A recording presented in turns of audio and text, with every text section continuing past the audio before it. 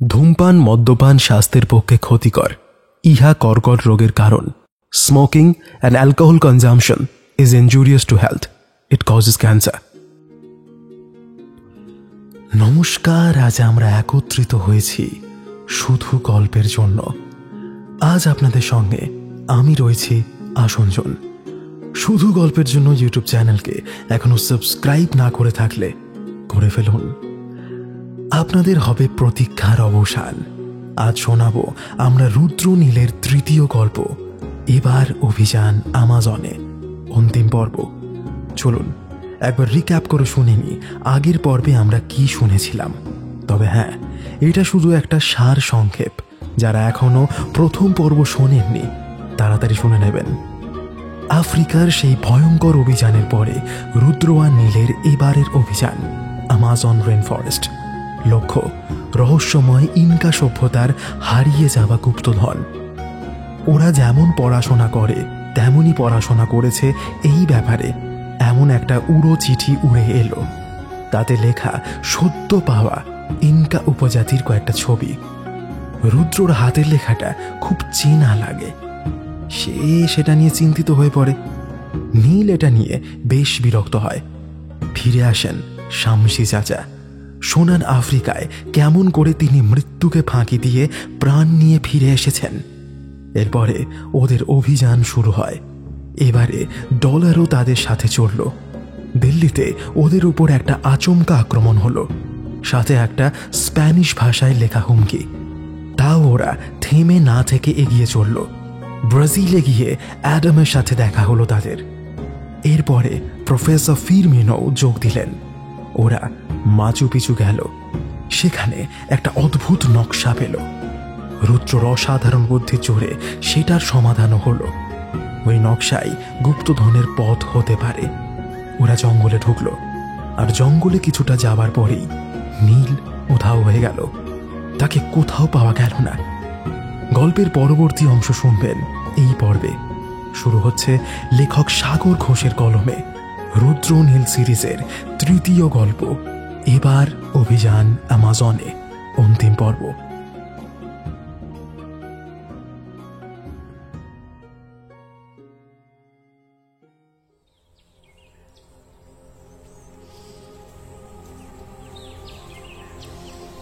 খুব ধীরে ধীরে নিজের চোখ দুটো খুলল নীল। ওর দৃষ্টি এখন একেবারেই ঝাপসা। কিছুই পরিষ্কার দেখতে পাচ্ছে না ও। ওর মাথাটাও দারুণ যন্ত্রণা করছে। শরীরটা প্রচণ্ড দুর্বল লাগছে। নিজের হাত পা নাড়ানোর ক্ষমতা তার যেন নেই।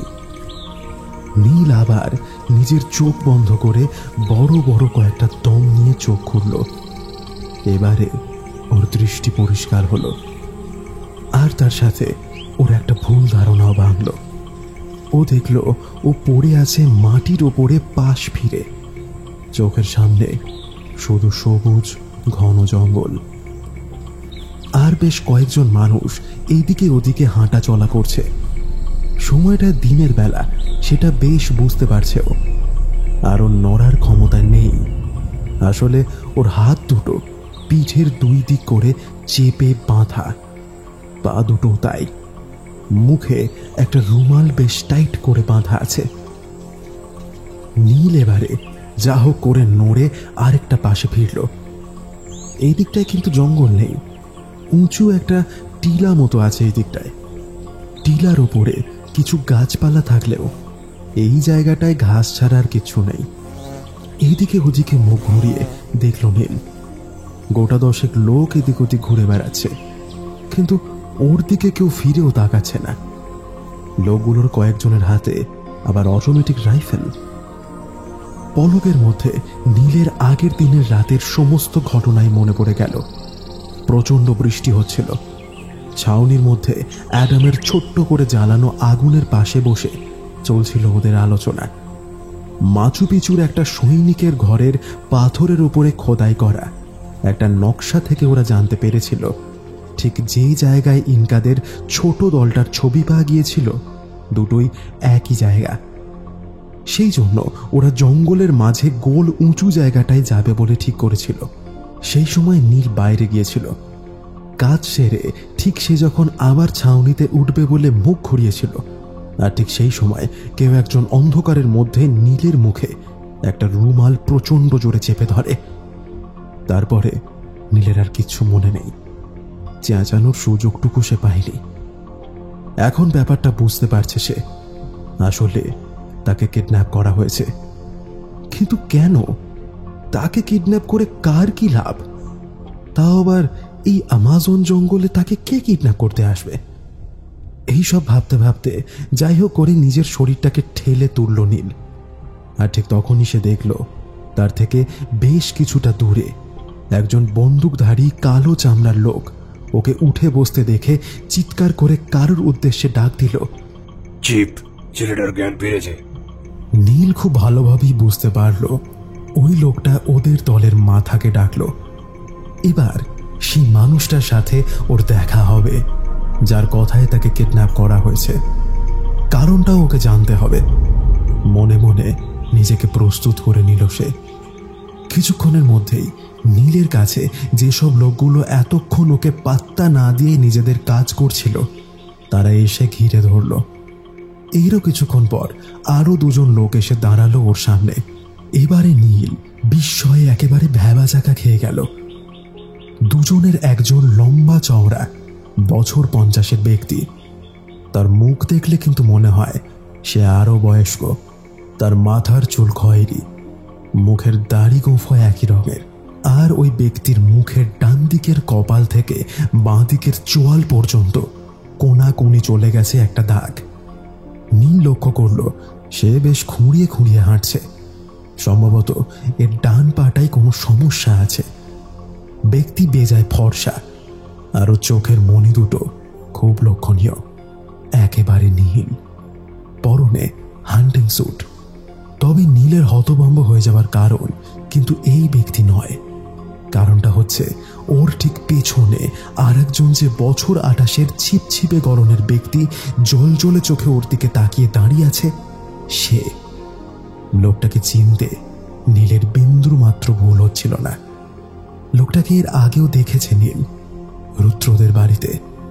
নিউজ বেঙ্গল সংবাদ চ্যানেলের প্রতিনিধি সুজিত পাটোয়ারি। লোকটার সেদিনের সেই ভোলা ভালা মুখের ভাবটা কোথায়? তার জায়গায় ওই মুখে দারুণ কুটিল একটা হাসি। কিন্তু সে এখানে এমন ভাবে কি করে? নীল আর কিছু ভাবতে পারছে না। বৃদ্ধ ব্যক্তি এবারে বাঁধানো স্প্যানিশ ভাষায় বলল, এই, ওর মুখের বাঁধনটা খুলে দাও। ওর কথা শোনা মাত্র সুজিত এগিয়ে এলো নীলের কাছে। নীলের মুখের বাঁধনটা খুলে দিল। প্রথমেই নীল বড় করে একটা দম নিল, তারপরে বলল, সুজিত বাবু, আপনি এখানে? সুজিত পাটোয়ারি এবার একটু হেসে বাংলাতেই বলল, ভুল করছো, ওটা আমার একটা ধার নেওয়া নাম মাত্র। আমার আসল নাম রবি, রবি ভরদ্বাজ। সেদিন কী সব যেন বলেছিলে তোমরা? তোমাদের সাথে আসতে হলে আমাকে কী সব ট্রেনিং নিতে হবে, আর কত কি।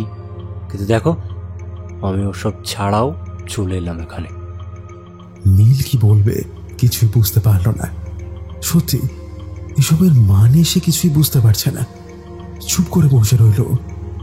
স্প্যানিশ ব্যক্তি এবার নীলকে উদ্দেশ্য করে বলল, হ্যালো ইয়াং ম্যান, আমি জেভিয়ার গঞ্জালেস।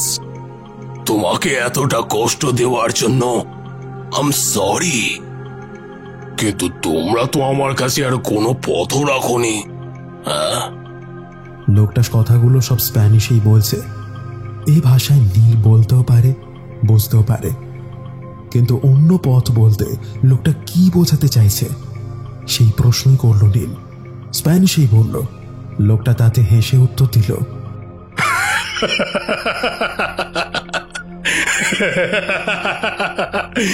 কি বলো, এখনো বোঝোনি? তারপরে তার ডান হাতেও বুড়ো আঙুল দিয়ে পেছনে দাঁড়িয়ে থাকা রবি অর্থাৎ সুজিত পাটোয়ারিকে ইঙ্গিত করে বলল, ওই ছেলেটাকে তোমাদের কাছে পাঠালাম, ভেবেছিলাম ওকে তোমরা সাথে নিয়ে নেবে, তারপরে তোমাদের সাথে কথা বলে আমার সাথে কাজ করতে বলবো, কিন্তু কিন্তু তোমরা তো সেসব কিছুই হতে দিলে না, তাই বাধ্য হয়ে পথ। কিসের জন্য আমাকে এমন ভাবে নিয়ে আসা হয়েছে জানতে পারি কি? নিজেকে একেবারে শান্ত করে নিয়েছে নীল। এখন রাগারাগি সময় নয়, এখন সবটা জানতে হবে, তারপরে বোঝা যাবে এদের হাত থেকে ওদের বাঁচানোর কোনো উপায় আছে কি না। শান্তভাবেই প্রশ্ন করল। জেভিয়ার নীলের কথাটা যেন শুনে বেশ আনন্দই পেল বলে মনে হলো, কিন্তু সেটা বোঝা গেল না। ও হো হো করে উচ্চান্বিত হাসি হেসে বলল,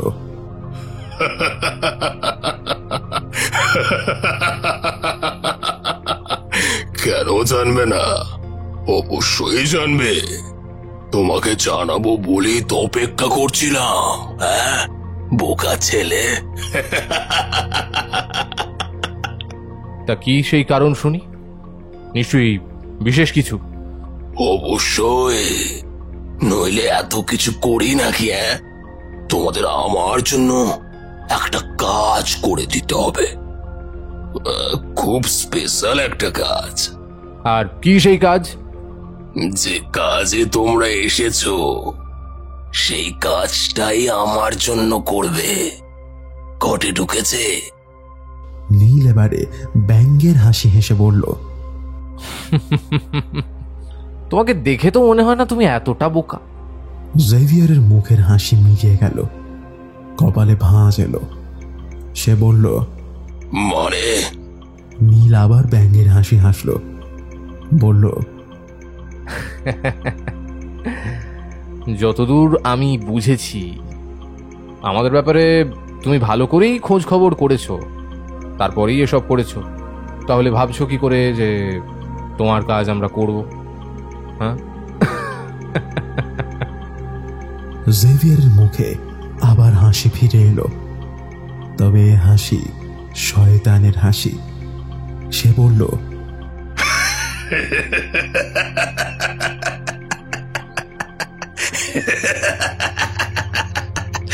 করবে করবে, করতে তোমাদেরকে যে হবে।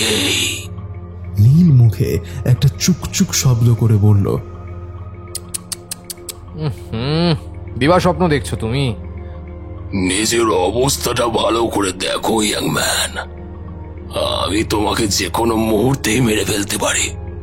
শুধু তোমাকে নয়, তোমাদের সব কজনকে মেরে ফেলা আমার কাছে কোনো ব্যাপারই নয়। এখনো সময় আছে জেভিয়ার, নিজেকে শুধরে নাও।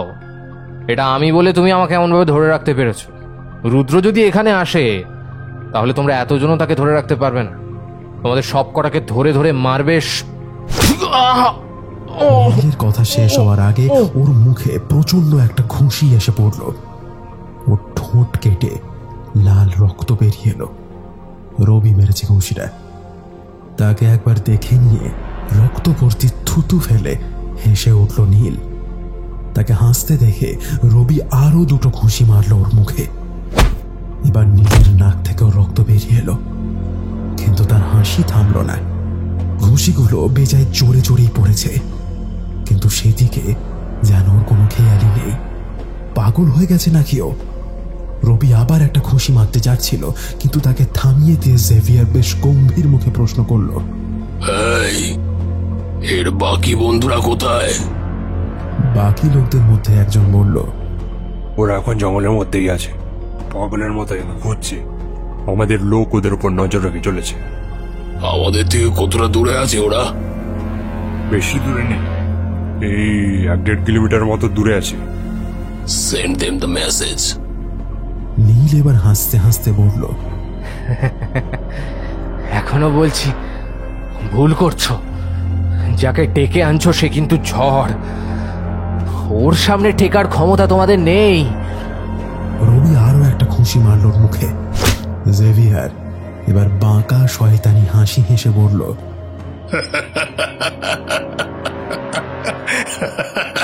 বেশ বেশ বেশ, তবে দেখা যাক কত বড় সাইক্লোন তোমার বন্ধু। আমিও দেখি।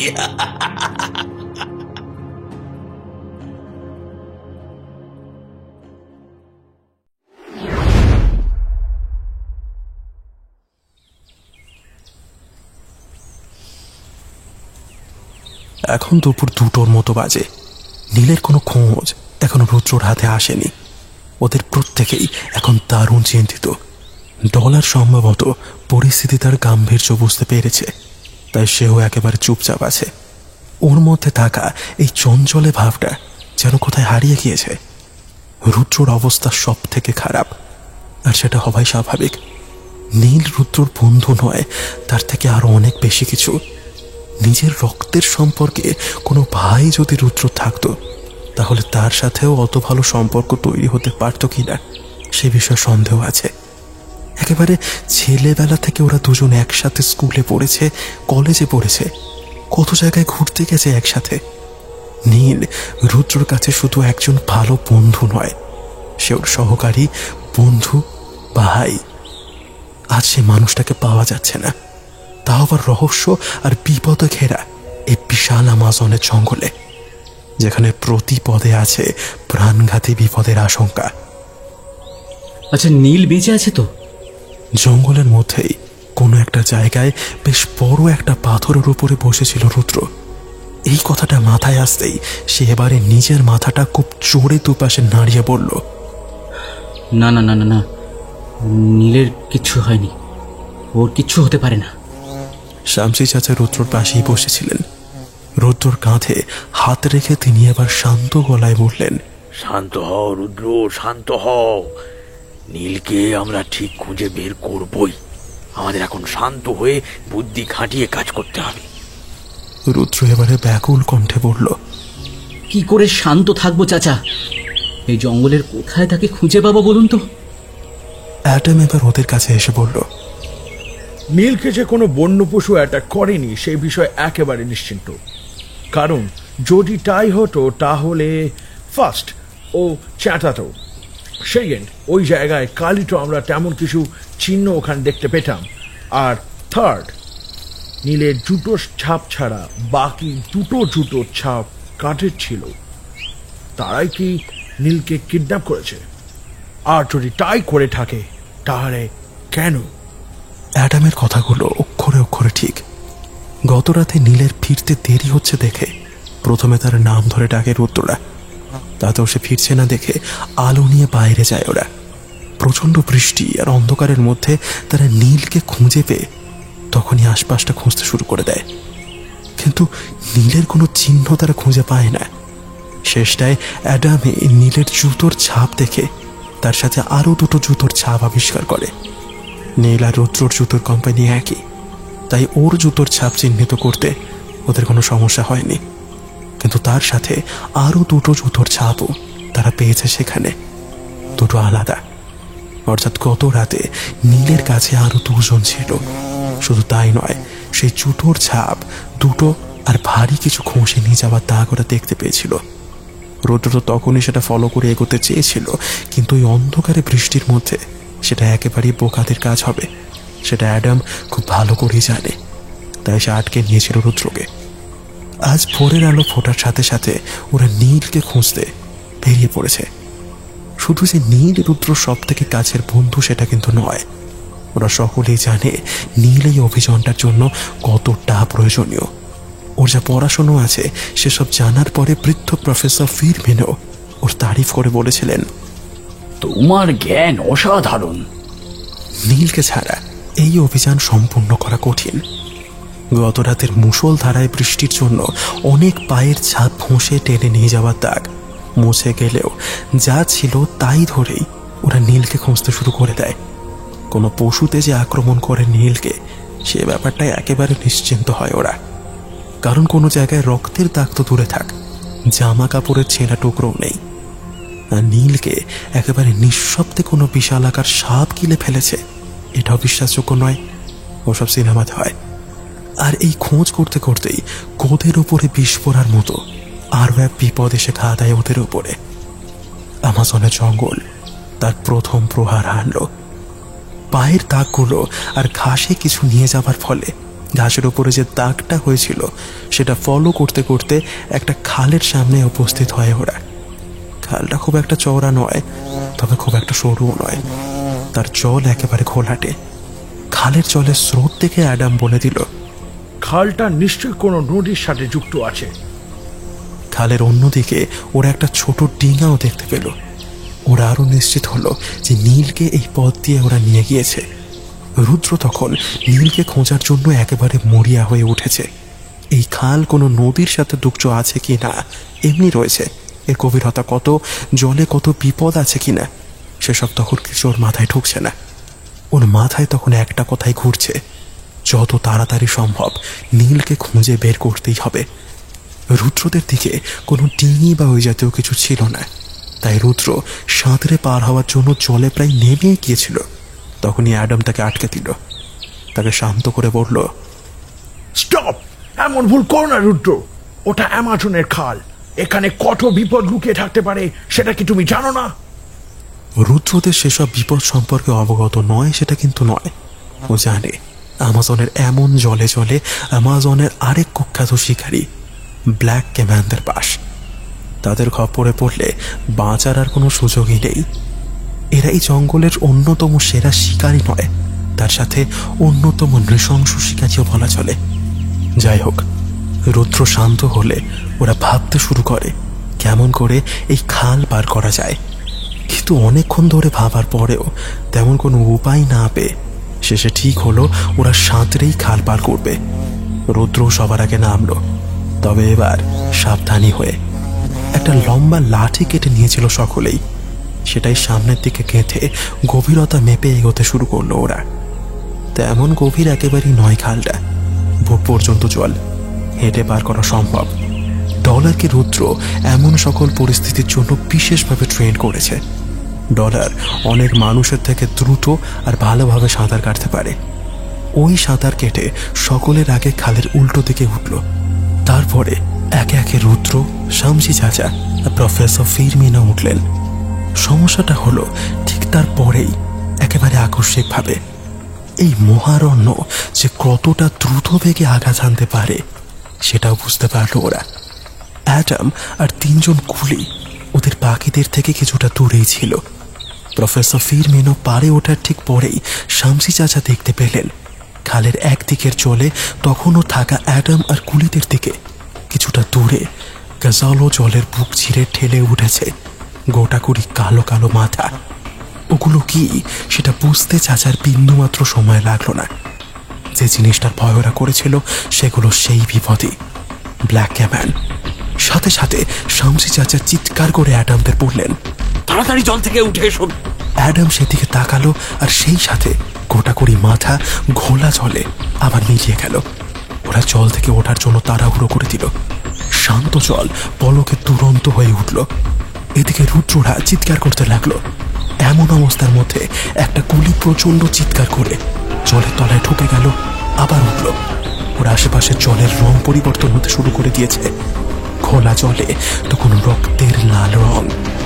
এরপরে আরো দুজন কুলির একই দশা হলো, আর তারপরেই অ্যাডাম। খোলা থেকে লাল হয়ে যাওয়া জলের মধ্যে ওরা চারজন কেম্যান দলের সাথে যুদ্ধ করতে লাগলো। দারুণ ঝপটা ঝপটেতে শান্ত খালের জলে তখন যেন তুলকালাম ছুটছে। রুদ্র এর মধ্যে বন্দুক উঁচিয়ে বেশ কয়েকটা গুলি চালালো, কিন্তু তাতে কোনো কাজ হলো না। তিনজন কুলির দুজনই ছটফটানি তখন থেমে গেছে। একজনের দেহ বারবার জলে ডুবছে আর উঠছে, আর একজনের দেহটাকে ঘিরে গোটা পাঁচে কেম্যান। তারা ওর দেহের নানান জায়গায় কামড় মেরে জলের মধ্যে ঘুরপাক খাচ্ছে। ওরা এমনভাবেই মাংস ছিঁড়ে খায়। আর একজন কুলির অবস্থাও খারাপ, সেও যেন বাঁচবে না সেটা বুঝতে পারলো ওরা। তাও রুদ্র গুলি চালালো, কয়েকটা কেম্যান মরলো বটে, তবে ওগুলো যেন মাটির তলা থেকে উঠে আসছে। যতই মারা হোক না কেন তাদের সংখ্যা যেন আর কমে না, বরং উত্তর সেটা বেড়েই চলল। কেইম্যানরা একমাত্র অ্যাডামকেই কাবু করতে পারল না, তবে চোট দিল দারুণ। ওর বাঁ পায়ে আর কাঁধে দারুণ ক্ষত দিল। তবে শেষে যখন একটা কেইম্যান অ্যাডামের কাঁধে কামড়টা দিয়েছে, তখন সেই অ্যাডাম সেটাকে নিয়ে তার ডান পায়ের ডিমের কাছে আটকানো খাপ থেকে ছোট্ট কিন্তু দারুণ ধারালো ছুরি বের করে আনে। তারপর সেটা কেইম্যানের মাথায় গিঁথে দিতে উপরে উঠে আসে সে। পারে উঠে আসার পরে রক্তাক্ত মৃত কেম্যানটাকে পাশে ফেলে দিয়েও বসে পড়ে। তারপর হাঁপাতে থাকে, খালের জলে তখন লাল হয়ে উঠেছে, আর 3টে কুলির মৃতদেহ তখন ছিঁড়ে ছিটে খাচ্ছে আমাজন রেন ফরেস্টের অন্যতম নৃশংস শিকারী ব্ল্যাক কেম্যানের দল। তাদের ঘূর্ণি পাকে আর লেজের ঝাপটায় তখনও খালের জল আন্দোলিত হয়ে চলেছে। খালের মধ্যে চলতে থাকা এই নারকীয় দৃশ্য সহ্য করা কোনো সুস্থ স্বাভাবিক মানুষের পক্ষে সম্ভব নয়। সেই জন্যই সেখান থেকে সরে এসে ঘাসের চাদরে ঢাকা একটা ছোট্ট মাটির টিলার তলায় এসে বসেছে অ্যাডাম। এখন বেশ কিছুটা ধাতস্থ হয়েছে। প্রফেসরের কাছে ফার্স্ট এইডের বাক্স আর কিছু ওষুধপত্র ছিল, সেই দিয়ে অ্যাডামের ক্ষতগুলো সারানোর ব্যবস্থা করা হয়েছে। অ্যাডাম একটা অ্যান্টিসেপটিক ইঞ্জেকশনও নিয়ে নিয়েছে। সেপটিক হওয়ার আর কোনো ভয় নেই। এই রেন ফরেস্টের কটা জায়গায় সেপটিক হয়ে গেলে আর দেখতে হবে না, মৃত্যু অবধারিত। রুদ্রদের অবস্থা এখন এক কথায় শোচনীয় বলা চলে। ওদের কাছে খাবার আর নেই বললেই চলে। অস্ত্র থাকলেও বন্দুকের গুলি খুবই কম। গুলি আর খাবারের বেশিরভাগটাই ছিল কুলিদের কাছে। ওই হাল হবার পর তার সাথে সেসবও নিয়ে খালের তলায় তলিয়ে গেছে তারা। প্রফেসর ফিরম্যানও এবার বললেন, আজ আর খুব বেশিক্ষণ আলো থাকবে বলে মনে হচ্ছে না, আর বড় জোর ঘন্টা 3 কি তার একটু বেশি পাবো হয়তো। আজ আর না এগোনোই শ্রেয় বলে মনে হয় আমার, আর অ্যাডামেরও একটু বিশ্রাম নেওয়া উচিত। বাকিরাও প্রফেসরের কথায় সায় দিল। রুদ্র চুপ করেছিল। ওর মন চাইছে নীলের খোঁজটা চালিয়ে যেতে যতক্ষণ না তাকে পাওয়া যাচ্ছে, কিন্তু সেটা ঠিক হবে না। তাই আর কিছু না বলে ও চুপ করে রইল। ঠিক এমন সময় ডলারের ডাক কানে এলো রুদ্রর। এই ডাক ওর চেনা। ডলার নিশ্চয়ই এমন কিছু একটা দেখেছে যেটা দেখানোর জন্য ও ডাকছে। রুদ্র সাথে সাথে ডলারের ডাক যে দিক থেকে আসছে সেই দিকে তাকালো। ডলার রুদ্রর পায়ে পায়ে এসে বসছিল, কিন্তু কখন যে উঠে গেছে সেটা রুদ্র লক্ষ্য করেনি। ওরা যেখানে বসে আছে তার ঠিক পেছনে একটা মাটির টিলা আছে। সেটা মোটামুটি উঁচু, তবে খাড়া নয়, সহজেই ওঠা যায়। ডলার তার উপরে দাঁড়িয়ে সামনের দিকে কান দুটো খাড়া করে ডাকছে। রুদ্র বলল, কি হয়েছে রে ডলার? রুদ্রর কথা শুনে ডলার একবার রুদ্রর দিকে তাকালো, তারপর আবার সামনের দিকে তাকিয়ে দুবার ডাকলো। রুদ্রর কি মনে হতে ও উঠে টিলার ওপরে ডলারের কাছে গিয়ে দাঁড়ালো। তারপর ডলারের দৃষ্টি অনুসরণ করে তাকালো সামনের দিকে, আর তারপরেই যেন একটু থমকে গেল। দিনের আলো এখন অনেকটাই আছে। এই জায়গাটাও মোটামুটি উঁচু, তাই অনেকটা দূর পর্যন্ত বেশ ভালোভাবেই দেখা যাচ্ছে। এই জন্যই দূরে জঙ্গলের মধ্যে আরও একটা এমনই উঁচু জায়গার উপরে থাকা সাদা তাঁবুগুলো রুদ্র চোখ এড়ালো না। জায়গাটা কিন্তু ওদের থেকে এমন কিছু দূরে নয়। ব্যাপারটা রুদ্র কেমন যেন একটু সন্দেহজনকই লাগলো। জঙ্গল দারুণ ঘন, তার মধ্যে এতগুলো তাঁবু, একটু অদ্ভুত লাগারই কথা। এবারে সে অ্যাডামকে উদ্দেশ্য করে একটু গলা চড়িয়ে বলল, অ্যাডাম, বাইনোকুলারটা একটু আনতে পারবে ওপরে? অ্যাডাম সাথে সাথে বাইনোকুলারটা নিয়ে টিলার ওপরে উঠে রুদ্রর কাছে গিয়ে দাঁড়ালো। রুদ্রকে বাইনোকুলারটা দিল, আর সেটা চোখে লাগাতেই একেবারে সে আরো অবাক হলো। জায়গাটায় সত্যি অনেকগুলো তাঁবু আছে। শুধু তাই নয়, বেশ কিছু লোকজনও ঘোরাফেরা করছে সেখানে। আর ওটা কে? ওই যে মাটিতে শুয়ে আছে কাত হয়ে, ওর হাত পা বাঁধা, মুখ দেখা যাচ্ছে না যদিও, কিন্তু জঙ্গলের মধ্যে ওরা কারা? রুদ্র এবারে বাইনোকুলারটা অ্যাডামের হাতে দিয়ে পড়ল। অ্যাডাম দেখো তো, ওখানে একদল মানুষ আছে, অনেকগুলো তাঁবু আছে, আর একজন কেউ হাত পা বাঁধা অবস্থায় পড়ে আছে মাটিতে। সেটা কে ঠিক বুঝতে পারছি না। আর ওরা কারা? তুমি কি চেনো? অ্যাডামের কপালে বেশ গভীর কিছু ভাঁজ পড়ল। সে বলল, মানুষ ওখানে? হাউ? রুদ্র, তুমি হয়তো খেয়াল করনি, আমরা কিন্তু এখনো ইনকার নকশা আমাদের যে পথ দেখিয়েছে সেই পথেই হাঁটছি। আর এইদিকে আগে কোনো দল এসে তাঁবু খাটিয়েছিল হয়তো, কিন্তু মানুষের এখানে থাকাটা প্রায় অসম্ভব। কেন? এই জায়গাটা সভ্য জগতে একেবারে বাইরে। বেশ কিছু আদিবাসীর দল ওই দিকটা থাকে বটে, তবে সভ্য মানুষের থাকাটা সত্যি অদ্ভুত। আরে বিশ্বাস না হয় নিজেই দেখো না। অ্যাডাম বাইনোকুলারটা চোখে লাগিয়ে দেখলো সেদিকটা। একবার নয়, বারবার 3-4 বার সে দেখলো। তারপর নিজের মনে গুজগুজ করতে করতে কয়েকবার পড়ল। সত্যি অদ্ভুত তো। আর শেষবার সে দেখে চিৎকার করে উঠল, রুদ্র, রুদ্র, কাম ফাস্ট! দেখো, দেখো, ওখানে নীল আছে। ওই তো মাটিতে শুয়ে উল্টো দিকে ফিরেছিল বলে দেখা যাচ্ছিল না। কথাটা শোনা মাত্র রুদ্র অ্যাডামের হাত থেকে বাইনোকুলারটা ছিনিয়ে নিল। তারপর আনন্দে লাফিয়ে উঠল প্রায়। হ্যাঁ, সত্যি তাই। নীলই হাত পা বাঁধা অবস্থায় মাটিতে পড়ে আছে। রুদ্রর বুকের ভেতরে এতক্ষণ যে দামামাটা পাচ্ছিল, সেটা এবারে কিছুটা হলেও কমল। নীলকে সে খুঁজে পেয়েছে, আর সে বেঁচেও আছে। এবারে একটাই কাজ, ওকে ওখান থেকে উদ্ধার করতে হবে। রুদ্র এবারে ডলারকে কোলে তুলে নিল। তারপর আদর করতে করতে বলল, দারুণ ডলার, দারুণ, সত্যি অসাধারণ। ডলার ঠিক বুঝতে পারল না, তবে সেও করে একটু ডেকে উঠল। রুদ্র তখনই ওই জায়গাটায় যাবে বলে ঠিক করেছিল, কিন্তু অ্যাডাম তাতে বলেছিল, এই ভুলটা করো না রুদ্র। জায়গাটা এখান থেকে অনেকটাই দূরে, আর ওখানে লোকজন আমাদের থেকে অনেক বেশি। আর শুধু তাই নয়, অনেক কষ্টও আছে দেখলাম।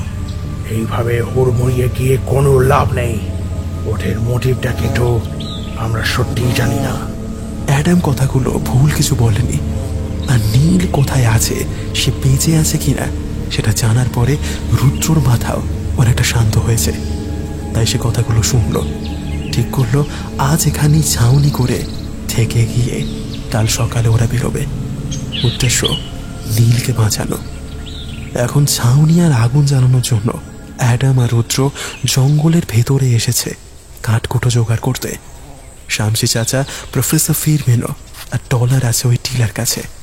ওখানেই আজ তাদের ক্যাম্পটা হবে। কাঠকুটো, পাতা, লতা যা জোগাড় করার ওদের প্রায় জোগাড় করা হয়ে গিয়েছে। দিনের আলো এখন অনেকটাই কমে এসেছে। জঙ্গলের মধ্যের অন্ধকার আরো ঘনিয়ে এসেছে। আর কিছুক্ষণের মধ্যেই একেবারে অন্ধকার হয়ে যাবে চারিদিক। ওদের যা করতে হবে তাড়াতাড়ি করতে হবে। অ্যাডাম বলল, চলো রুদ্র, আর দরকার নেই। এবারে ছাউনিটা তাড়াতাড়ি বাঁধতেই হবে, না হলে আলো শেষ হয়ে যাবে। হ্যাঁ, চল। ওরা এবারে যেখানে বাকিরা আছে সেই দিকে এগোতে যাবে। ঠিক এমন সময় রুদ্রর কপালে একটা বেশ বড় পাথর এসে পড়ল। ওর কপাল ফেটে রক্ত বেরিয়ে এলো।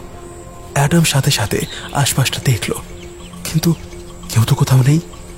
তাহলে পাথরটা এলো কোথা থেকে? রুদ্র এবারে মাটি থেকে পাথরটা তুলল। সেটাতে একটা কাগজের টুকরো জড়ানো। সেটা খুলে চোখের সামনে ধরল। কাগজটা স্প্যানিশে লেখা আছে একটা বাক্য, সেই কুইয়াসেস সালভার আমি আমেগো অ্যান্টোসেস আউদামে। এর অর্থ অ্যাডাম আর রুদ্র দুজনেই বুঝতে পেরেছে। এর অর্থ, যদি বন্ধুকে বাঁচাতে চাও তাহলে আমাকে সাহায্য করো। অ্যাডাম আর রুদ্র দুজনেই দুজনের দিকে চাই করল। দুজনের চোখই জল করছে। এর অর্থ খুব পরিষ্কার, নীলকে ওরা কিডন্যাপ করেছে। কিন্তু কেন? কি সাহায্য চাইছে ওরা? জঙ্গলের মধ্যে ওরাই বা কারা?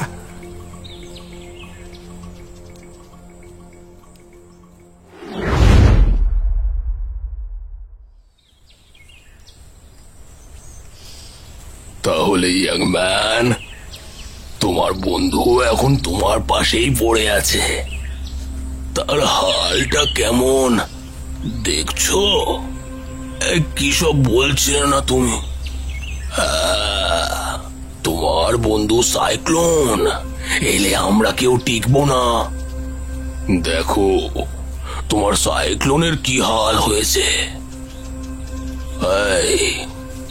আমি জেভিয়ার গনজালেস। এমন হাজারটা সাইক্লোন আমি তুড়ি মেরে থামিয়ে দিতে পারি, বুঝলে?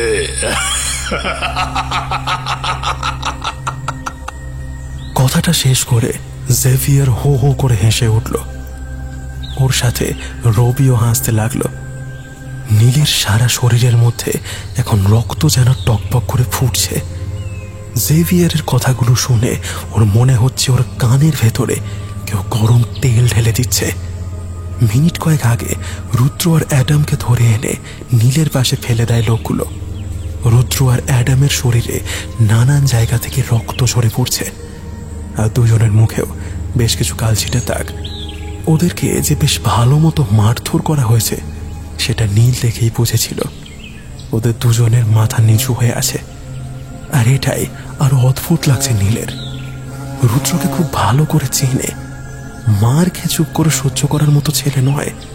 ইট ছুড়লে ও তার উত্তরে পাথর ছোড়ে, কিন্তু এখন সে একেবারে চুপ করে মাথা নিচু করে বসে আছে। নীল জানে এদেরকে নাকের জলে চোখের জলে করতে রুদ্রর খুব একটা বেশি সময় লাগবে না। তার ক্ষমতা সে আছে, কিন্তু তবু কেন সে চুপ করে বসে আছে? কি হয়েছে তার? ওদের কথার থেকেও বেশি রুদ্রর এই চুপচাপ ভাবটা যে নীলকে আরো বেশি করে রাগিয়ে তুলছে। এইবারে রুদ্র ধীরে ধীরে তার মাথাটা তুলল। তার শরীরটা এখন ঘন ঘন ফুলে উঠছে, হাঁপাচ্ছেও। এই অবস্থাতে সে এবারে বলল, জেভিয়ার গঞ্জালেস, নামটা খুব শোনা শোনা লাগছে যে। জেভিয়া এবার খুশি মেশানো গলায় বলল, ও তাই নাকি? ভাবটা এমন যেন কেউ ওর নামে দারুণ সুখ্যাতি করেছে।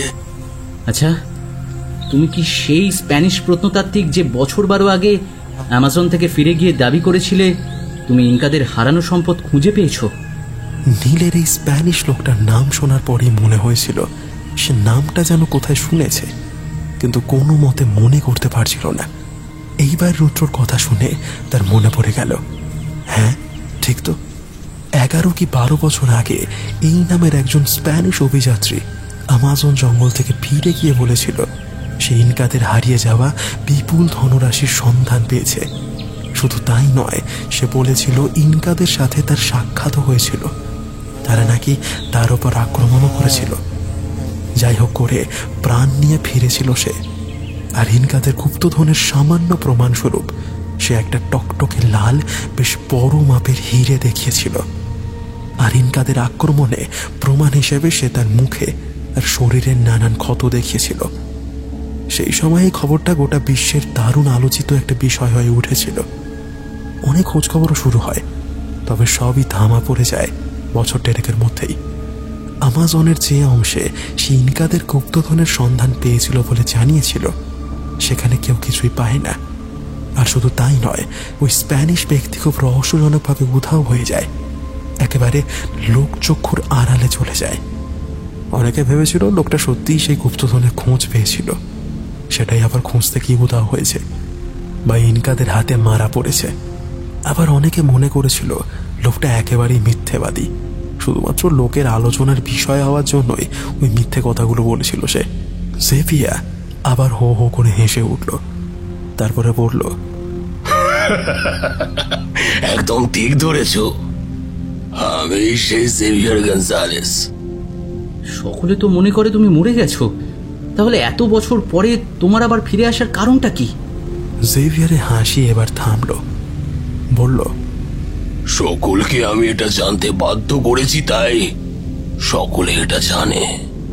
তুমি কি আবার সেই গুপ্তধনের খোঁজে এখানে এসেছো? একদম ঠিক ধরেছ, ওই গুপ্তধন শুধুমাত্র আমার, আর কেউ ওতে হাত দিতে পারবে না। সকলকে তো তাই ইচ্ছা করে আমি ভুল পথের কথা বলেছিলাম। ভুল পথ। এত বছর পরে আবার কেন এলে তুমি? এর মাঝে কি চেষ্টা করোনি?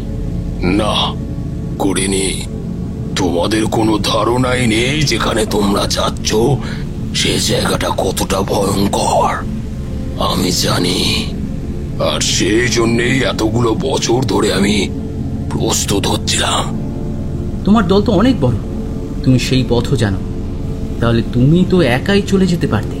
আমাদের এমনভাবে কিডন্যাপ করার অর্থটা কি? ও জায়গায় যেতে গেলে শুধু দল বড় থাকলেই হয় না, আরো অনেক কিছুই দরকার হয়। সাহস লাগে, বুদ্ধি লাগে, আর এদের মধ্যে কেউই যে সেসব কাজে সফল হবে না। তবে আমি জানি তোমরা হবে। ওই সুজিত পাটোয়ারিকে তাহলে আমাদের কাছে পাঠানোর কারণটা কি? আমি প্রথমে চেয়েছিলাম ওকে তোমাদের সাথে বেরিয়ে দিলে আমার আর কোনো চিন্তাই থাকবে না, তোমাদেরকে ফলো করেই এগিয়ে যাবে ও। কিন্তু তোমরা তো আর সেই উপায় রাখলে না, তাই তোমাদের কিডন্যাপ আমাকে করতেই হলো। কি চাও তুমি আমাদের কাছ থেকে? ওলে বাবালে, এখনো বোঝনি? পুয়ার ফেলো। আমি চাই তোমরা আমাকে ওই গুপ্তধন এনে দাও। তোমার কাজ করে আমাদের লাভ? যা চাইবে তাই পাবে। গুপ্তধনের ভাগ পাবে, নাম, যশ, খ্যাতি সবই পাবে। আর যদি না করি? জেভিয়ারের মুখ এবার গম্ভীর হলো। ও বলল, এই অ্যামাজনের রেইন ফরেস্টে কোথায় যে তোমাদের লাশ পড়ে থাকবে সেটা কেউ জানতেও পারবে না কোনোদিন। রুদ্র এবারে হো হো করে হেসে উঠল। তারপর বলল, আমি জানি তুমি গুপ্তধন পাওয়ার পরে আমাদের বাঁচিয়ে রাখবে না। আমি জানি তুমি বুদ্ধিমান, তবে আমার কথা শোনা ছাড়া তোমাদের আর কোনো উপায়ও নেই। আর মনে রেখো, জেভিয়ার গনজালেস কখনো নিজের কথার খেলাপ করে না। কিছুক্ষণ সব চুপচাপ। একেবারে একটা দীর্ঘশ্বাস ছেড়ে রুদ্র বলল, ওকে, আমরা তোমাকে সাহায্য করব। নীল সাথে সাথে চিৎকার করে উঠল, কি বলছিস রুদ্র? অ্যাডামও তাকিয়ে আছে রুদ্রর দিকে। ওর চোখেও বিস্ময়। রুদ্র বলল, হ্যাঁ, ঠিকই বলছি, আমরা সাহায্য করব। ভেবে দেখো, এত ফালতু খেটে ঘুরে গুপ্তধন উদ্ধার করে আমাদের কি কোনো লাভ আদৌ হবে? তার থেকে একে সাহায্য করলে নামের নামও হবে আর অর্থও হবে। রুদ্রর কথা শুনে বিস্ময়ে নীল পাকরুদ্ধ হয়ে গেছে। ওর মুখ থেকে যেন কিছুই বেরোচ্ছে না। এই কোন রুদ্রকে দেখছে ও? না, এই রুদ্রকে তো ও চেনে না। এ ওর বন্ধু হতে পারে না। কখনো এই রুদ্র তার নিজের নীতি থেকে নড়ে না। অ্যাডামের মুখের ভাবও একই রকম। এই অল্প দিনে ও রুদ্রকে যা চিনেছে, তাতে ওর মুখ থেকে এমন কথা শুনে সে একেবারেই হতভম্ব। জেভিয়ার আবার হেসে উঠে বলল, আমি জানতাম তুমি বুদ্ধিমান।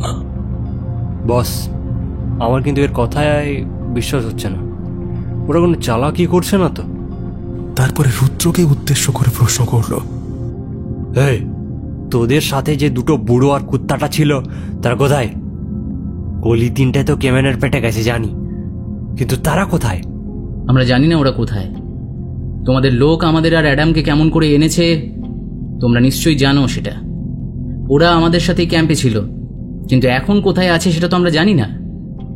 রুদ্র আর অ্যাডামকে কেমন করে নিয়ে আসা হয়েছে সেটা রবি বা জেভিয়ার দুজনেই খুব ভালো করে জানে।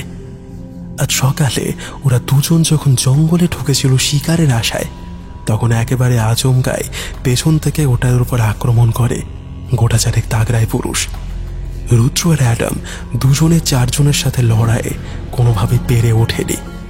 তারপর ওদের মেরে প্রায় আধমরা করে তুলে নিয়ে আসা হয়েছে এখানে। রবি বলল, ন্যাকামি করে লাভ নেই, ওরা কোথায় আছে বলে দে। রুদ্র সেই কথাই বলল ওদের। জেভিয়া এবারও গম্ভীর গলায় রবিকে বলল, আমাদের লোকজনদের সাথে কন্ট্যাক্ট করো। এদের বাকি সঙ্গীরা কোথায় আছে সেই সব খবর নাও, আর এদের ওপরও নজর রাখো। এরা কোনো যদি চালাকি করে তাহলে নিজেরা কোনো ডিসিশন নেবে না, আগে আমাকে জানাবে। আমি যা বলবো তাই করবে। মনে রাখবে, তোমাদের থেকেও অনেক বেশি এদেরকে আমার প্রয়োজন। তারপর রুদ্রর দিকে তাকিয়ে বলল, তোমরা এখন রেস্ট করো, আমার কিছু কাজ আছে, সেসব করে নিয়ে এসে তোমাদের সাথে কথা বলবো, কেমন? তারপর সে চলে গেল। এদিকে রুদ্র একই রকম ভাবে চুপ করে বসে রইল। নীল আর অ্যাডামের মাথায় এখনো কিছু ঢুকছে না। ওরা রুদ্রর দিকে তাকিয়ে আছে। নীলের মাথায় তো লক্ষ লক্ষ প্রশ্ন ঘুরছে, কিন্তু ও জানে সেসব করার সময় এখন নয়। ওদের উপরে এখন অনেকগুলো চোখ প্রতি সেকেন্ড নজর রেখে চলেছে। ওদের সব কথা শুনছে ওরা।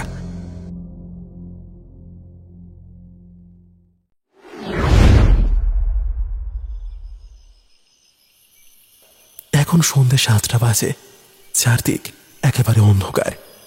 জেভিয়ারদের ক্যাম্পের চারদিকে গোল গোল আগুন জ্বলছে, তাতেই ওই জায়গাটা আলোকিত হয়ে আছে। জঙ্গলের পোকারা কোরাস করেই চলেছে। একেবারে আদিম পরিবেশ আপন রূপ বৈচিত্র্য নিয়ে বিরাজ করছে চারদিকে। তবে আমাজন কিন্তু এখন আর মোটেই শান্ত নেই, বরং আরও যেন বেশি সক্রিয় হয়ে উঠেছে। জঙ্গলের শিকারীরা এখন আরও সজাগ হয়ে উঠেছে। শিকারের সন্ধানে তারা এখন হন্যে হয়ে ঘুরে বেড়াচ্ছে। এমন সময় তাদের সামনে পড়া মানে সাক্ষাৎ মৃত্যু। রুদ্রর ওপরে নীলের এখন কোনো রাগ নেই। অ্যাডামের বিস্ময় ভেঙে গেছে। অন্ধকার নামার ঠিক পরেই সুযোগ বুঝে রুদ্র ফিসফিস করে ওদের পুরোটাই বুঝিয়ে বলেছে। গতকাল যখন রুদ্র আর অ্যাডাম জঙ্গলে কাঠ জোগাড় করতে গিয়েছিল, তখন রুদ্রর কাছে ওই হুমকি ভরা চিরকুট আসার পরেই ও একটা প্ল্যান চোখে নিয়েছিল। রুদ্র খুব ভালো করেই বুঝতে পেরেছিল যে নীলকে যারা কিডন্যাপ করেছে তারা রুদ্রদের ওপরে প্রতি মুহূর্তে নজর রেখে চলেছে। তাদের নজর এড়িয়ে যাওয়াটা বেশ কঠিনই হবে। তাই সেদিন রাতে রুদ্র শামসি চাচা, প্রফেসর ফিরমনো আর টলারকে অন্ধকারের মধ্যেই ক্যাম্প ছেড়ে চলে যেতে বলে। আসলে তারা ঠিক চলে যায়নি, তারা আশেপাশে আছে, তবে লুকিয়ে। এরপরে রুদ্র ঠিক করল সে আর অ্যাডাম ইচ্ছে করে তাদের হাতে ধরা দেবে। তাই সকালে যখন ওর ওপর হামলা হয়েছিল তখন রুদ্র আর অ্যাডাম কিছুই বলেনি। আসলে রুদ্র চেয়েছিল এরা যেন মনে মনে ভাবে ওরা ভয় পেয়েছে। শুধু তাই নয়, আরও মেনে নিয়েছে। এতে দুটো সুবিধা হবে, নীলকে উদ্ধার করা সহজ হবে আর শয়তানগুলোর আসল উদ্দেশ্য পরিষ্কার হবে। তবে এখানে এসে এমন পাল্টি মারার কথা সে বলেনি। এটা রুদ্র পরিস্থিতি দেখে ঠিক করেছে। প্রথমত, এখন ওদের দল একেবারেই ছোট হয়ে গেছে। দ্বিতীয়ত, খাবার নেই, অস্ত্র কম। এই অবস্থায় অভিযান চালানো সম্ভব নয়, কিন্তু এদের কাছে সেই সবই আছে। সমস্যা কিছুই হবে না। খাবার আর অস্ত্র যা আছে তাতে শামসি চাচাদের এখন চলে যাবে। আর ওনাদের বলা আছে ওনারা লুকিয়ে রুদ্রদের উপরে নজর রেখে যাবেন। ওরা এগোলে এরাও এগোবে। তারপরে সুযোগ বুঝে কেটে পড়তে কতক্ষণ। রুদ্রর কথাগুলো শোনার পরে নীল আর অ্যাডাম তার তুখোর বুদ্ধির প্রশংসা না করে পারল না। রুদ্র ঠিক যেমন ভেবেছে এখনো মোটামুটি তেমনভাবেই চলছে। জেভিয়ার বিশ্বাসও করে নিয়েছে যে রুদ্ররা তার সাথেই হাত মিলিয়েছে। ওদের বাঁধন মুক্ত করা হয়েছে কিছুক্ষণ আগে। ওরা এখন বসে আছে জেভিয়ারের টেন্টের ভেতরে একটা গোল টেবিলকে ঘিরে। ওদের সাথে জেভিয়ারও বসে আছে। টেবিলের ওপরে রুদ্রদের সামনে সাজানো 3টে প্লেট ভর্তি খাবার। আপাতত ওরা খাচ্ছে আর ইনকাদের সেই গুপ্তধন নিয়ে কথা চলছে। রুদ্র বলল, তুমি সত্যি বিশ্বাস করো ইনকাদের গুপ্তধন আছে?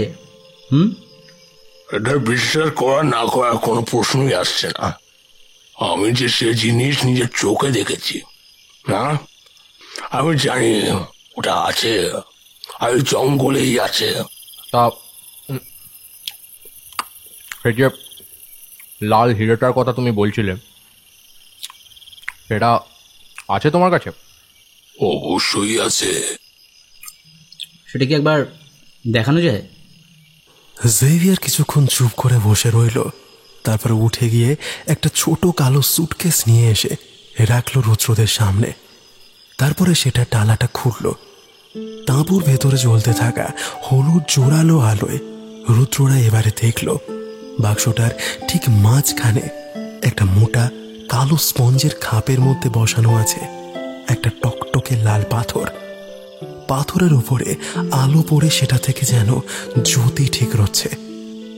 জেভিয়ার সেটা হাতে তুলে দেখল। এবারে সুন্দর করে কাটাই করা একটা বেশ বড় মাপের লাল হিরে। হিরেটা একটা হাতের তালুর মতো বড় হবে। জেভিয়ার আবার হিরেটা খাপের মধ্যে ঢুকিয়ে রেখে সুটকেসের ডালাটা বন্ধ করে সেটাকে পাশে সরিয়ে রাখল। রুদ্র হিরেটা দেখে একেবারে অবাক হয়ে গিয়েছিল।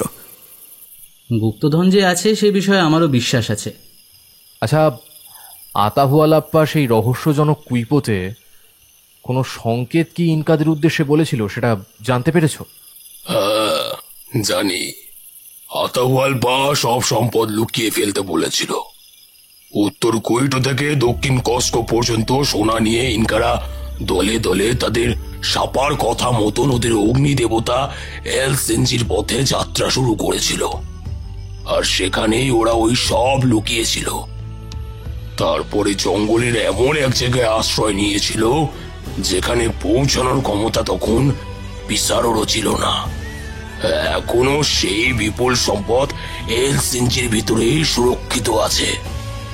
যতদূর জানতে পেরেছি, এল সেঞ্জি নামের একটা আগ্নেয়গিরি ছিল, তবে পরে সেটার কি হয়েছিল বা হয়েছে সেটা জানতে পারিনি। আমি কেন, কেউই জানে না আগ্নেয়গিরিটার কি হয়েছে। সেটা কোথায়? সেই দিকেই তো যাব আমরা। তুমি এর আগেও যখন এসেছো এই জায়গায়, তাহলে নিশ্চয়ই এবারে আসার আগে ম্যাপ করিয়ে এসেছো। সেই ম্যাপ কি দেখা যাবে নাকি? ম্যাপ তো আগের বারেও ছিল, এবারেও আছে। আলাদা করে বানানোর মতন তো কিছু নেই।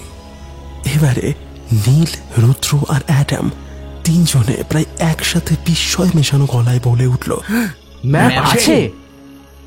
ইনকাদের গুপ্তধন যেখানে লুকোনো আছে সেই জায়গায় যাওয়ার ম্যাপ তোমার কাছে আছে? কেন, তোমরা দিরো দে ভালভারদের কথা শোনোনি?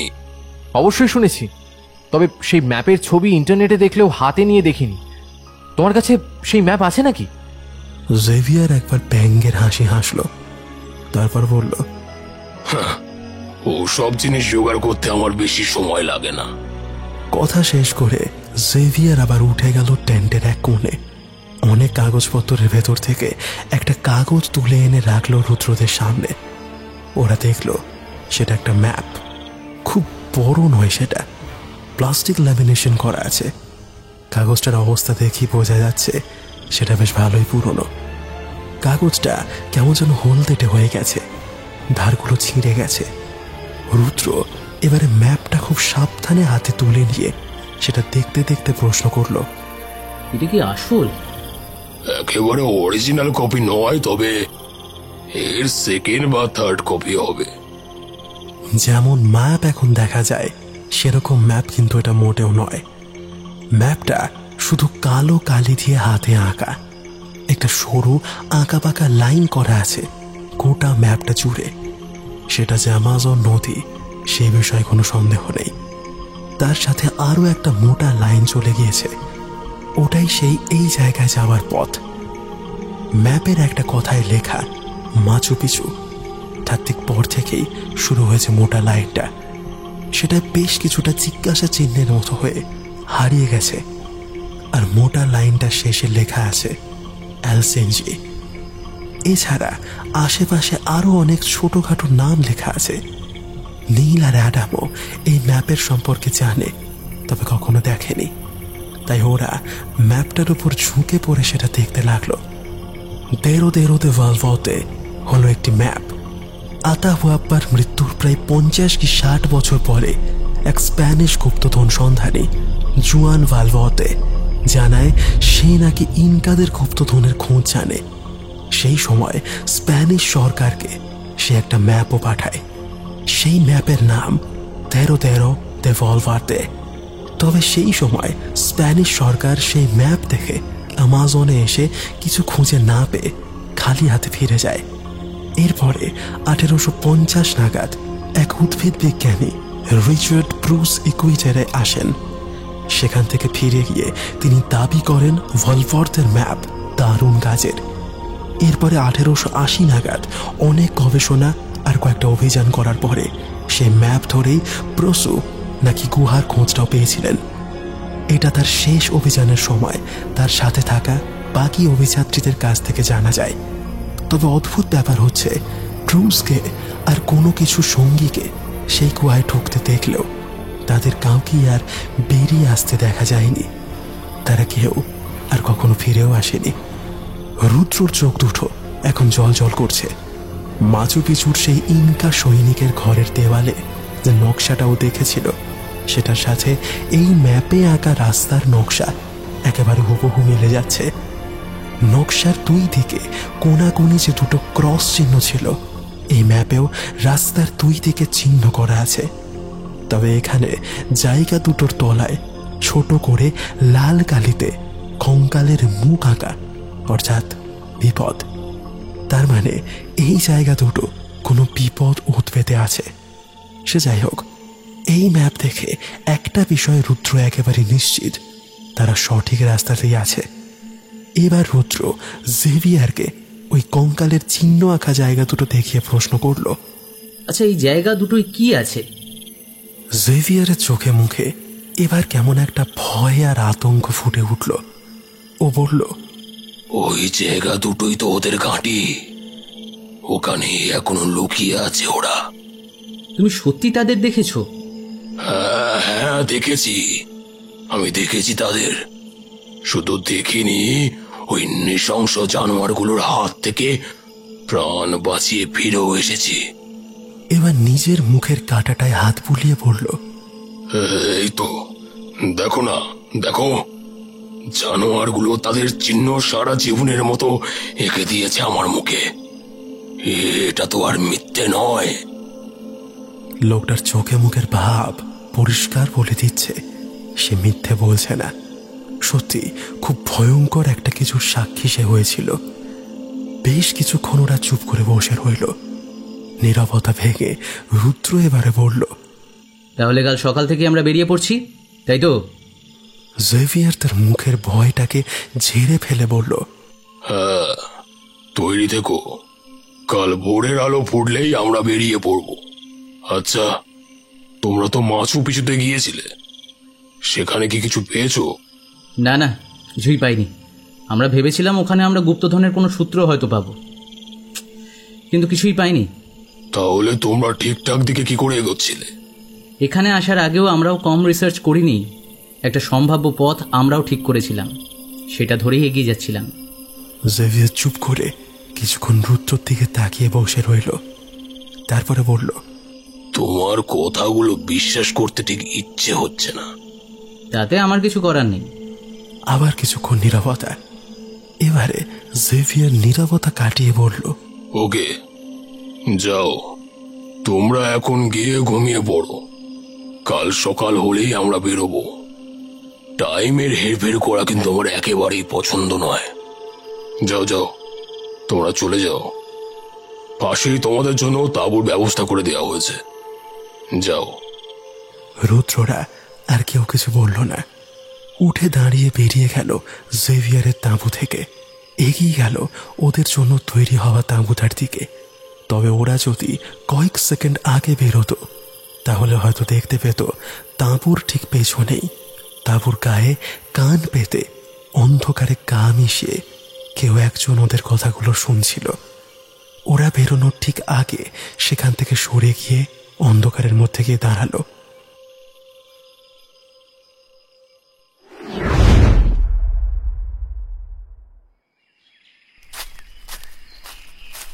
রুদ্ররা বেরিয়ে পড়েছে দিনের আলো ফোটার কিছুক্ষণ আগে। আদিম সবুজের চাদর ভেদ করে সেই আলো মাটিকে এসে স্পর্শ করেছে। সূর্য ওঠার সাথে সাথেই ওরা বেরিয়ে পড়েছিল। এখন জঙ্গলের মধ্যে অনেকটাই এগিয়ে এসেছে তারা। জেভিয়ারের দলটা অনেকটাই বড়।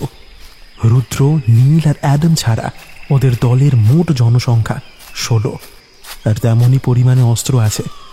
লাইট মেশিন গান তো আছেই, তার সাথে হেভিওয়েট মেশিন গানও আছে একটা।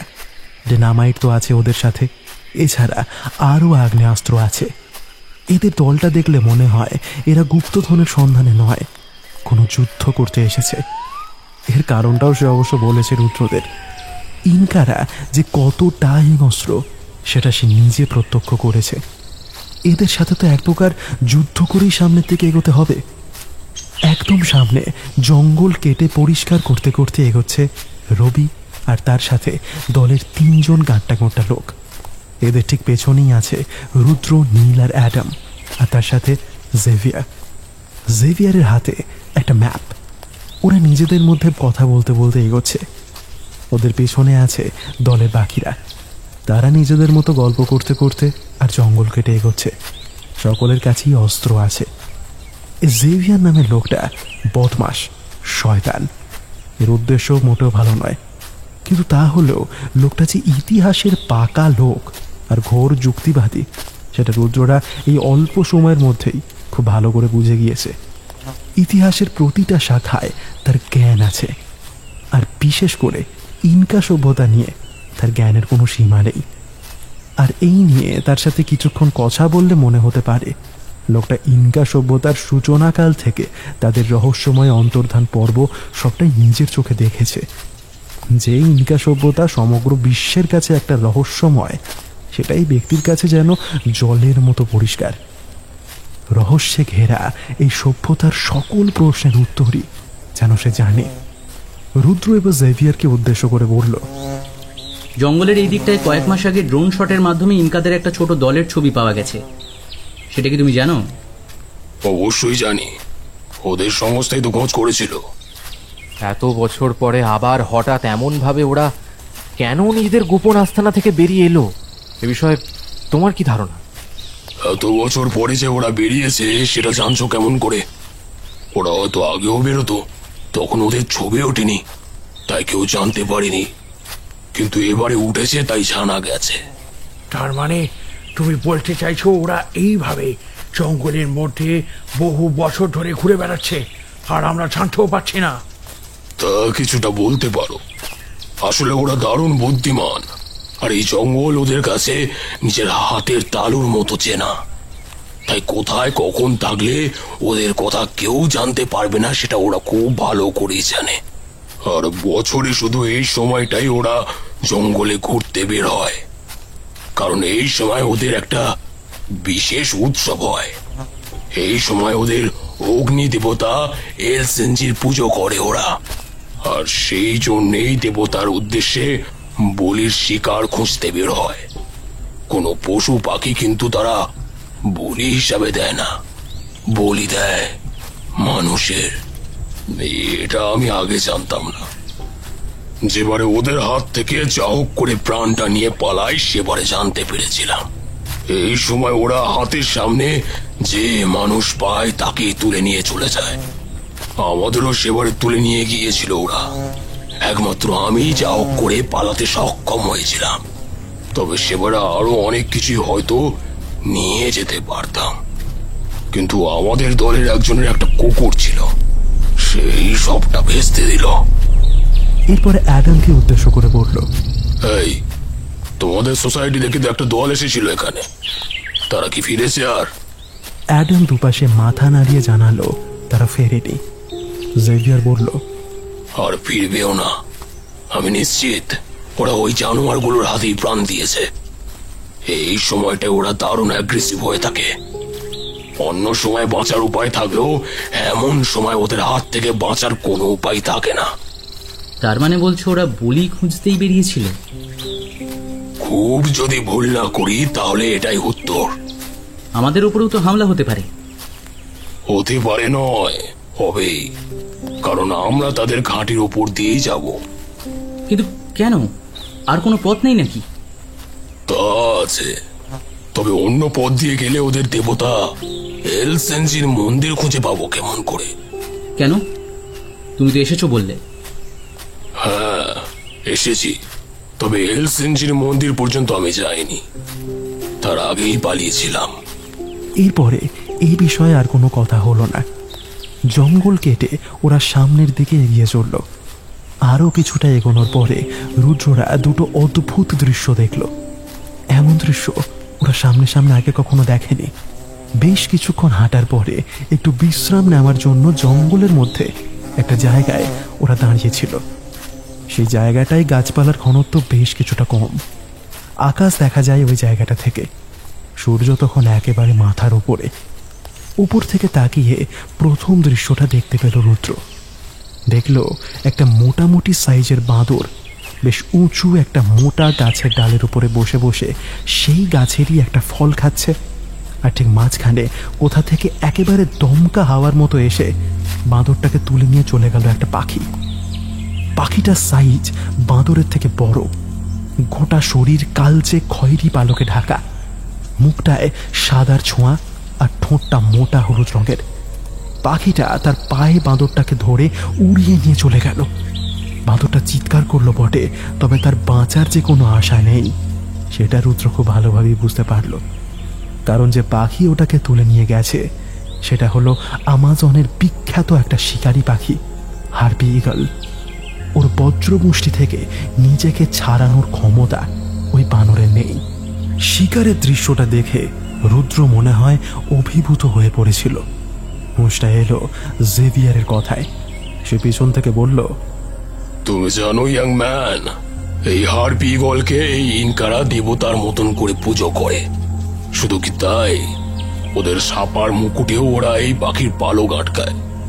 ওরা মনে করে হারপি ঈগল এই জঙ্গলের সব জায়গায় নজর রাখে, আর কোনো শত্রু এলেই ঈগলরাই ওদেরকে সতর্ক করে দেয়। কোনো শুভ কাজে যাওয়ার আগে ওরা এই পাখিকে দেখলে মনে করে সেই কাজ সফল হবে।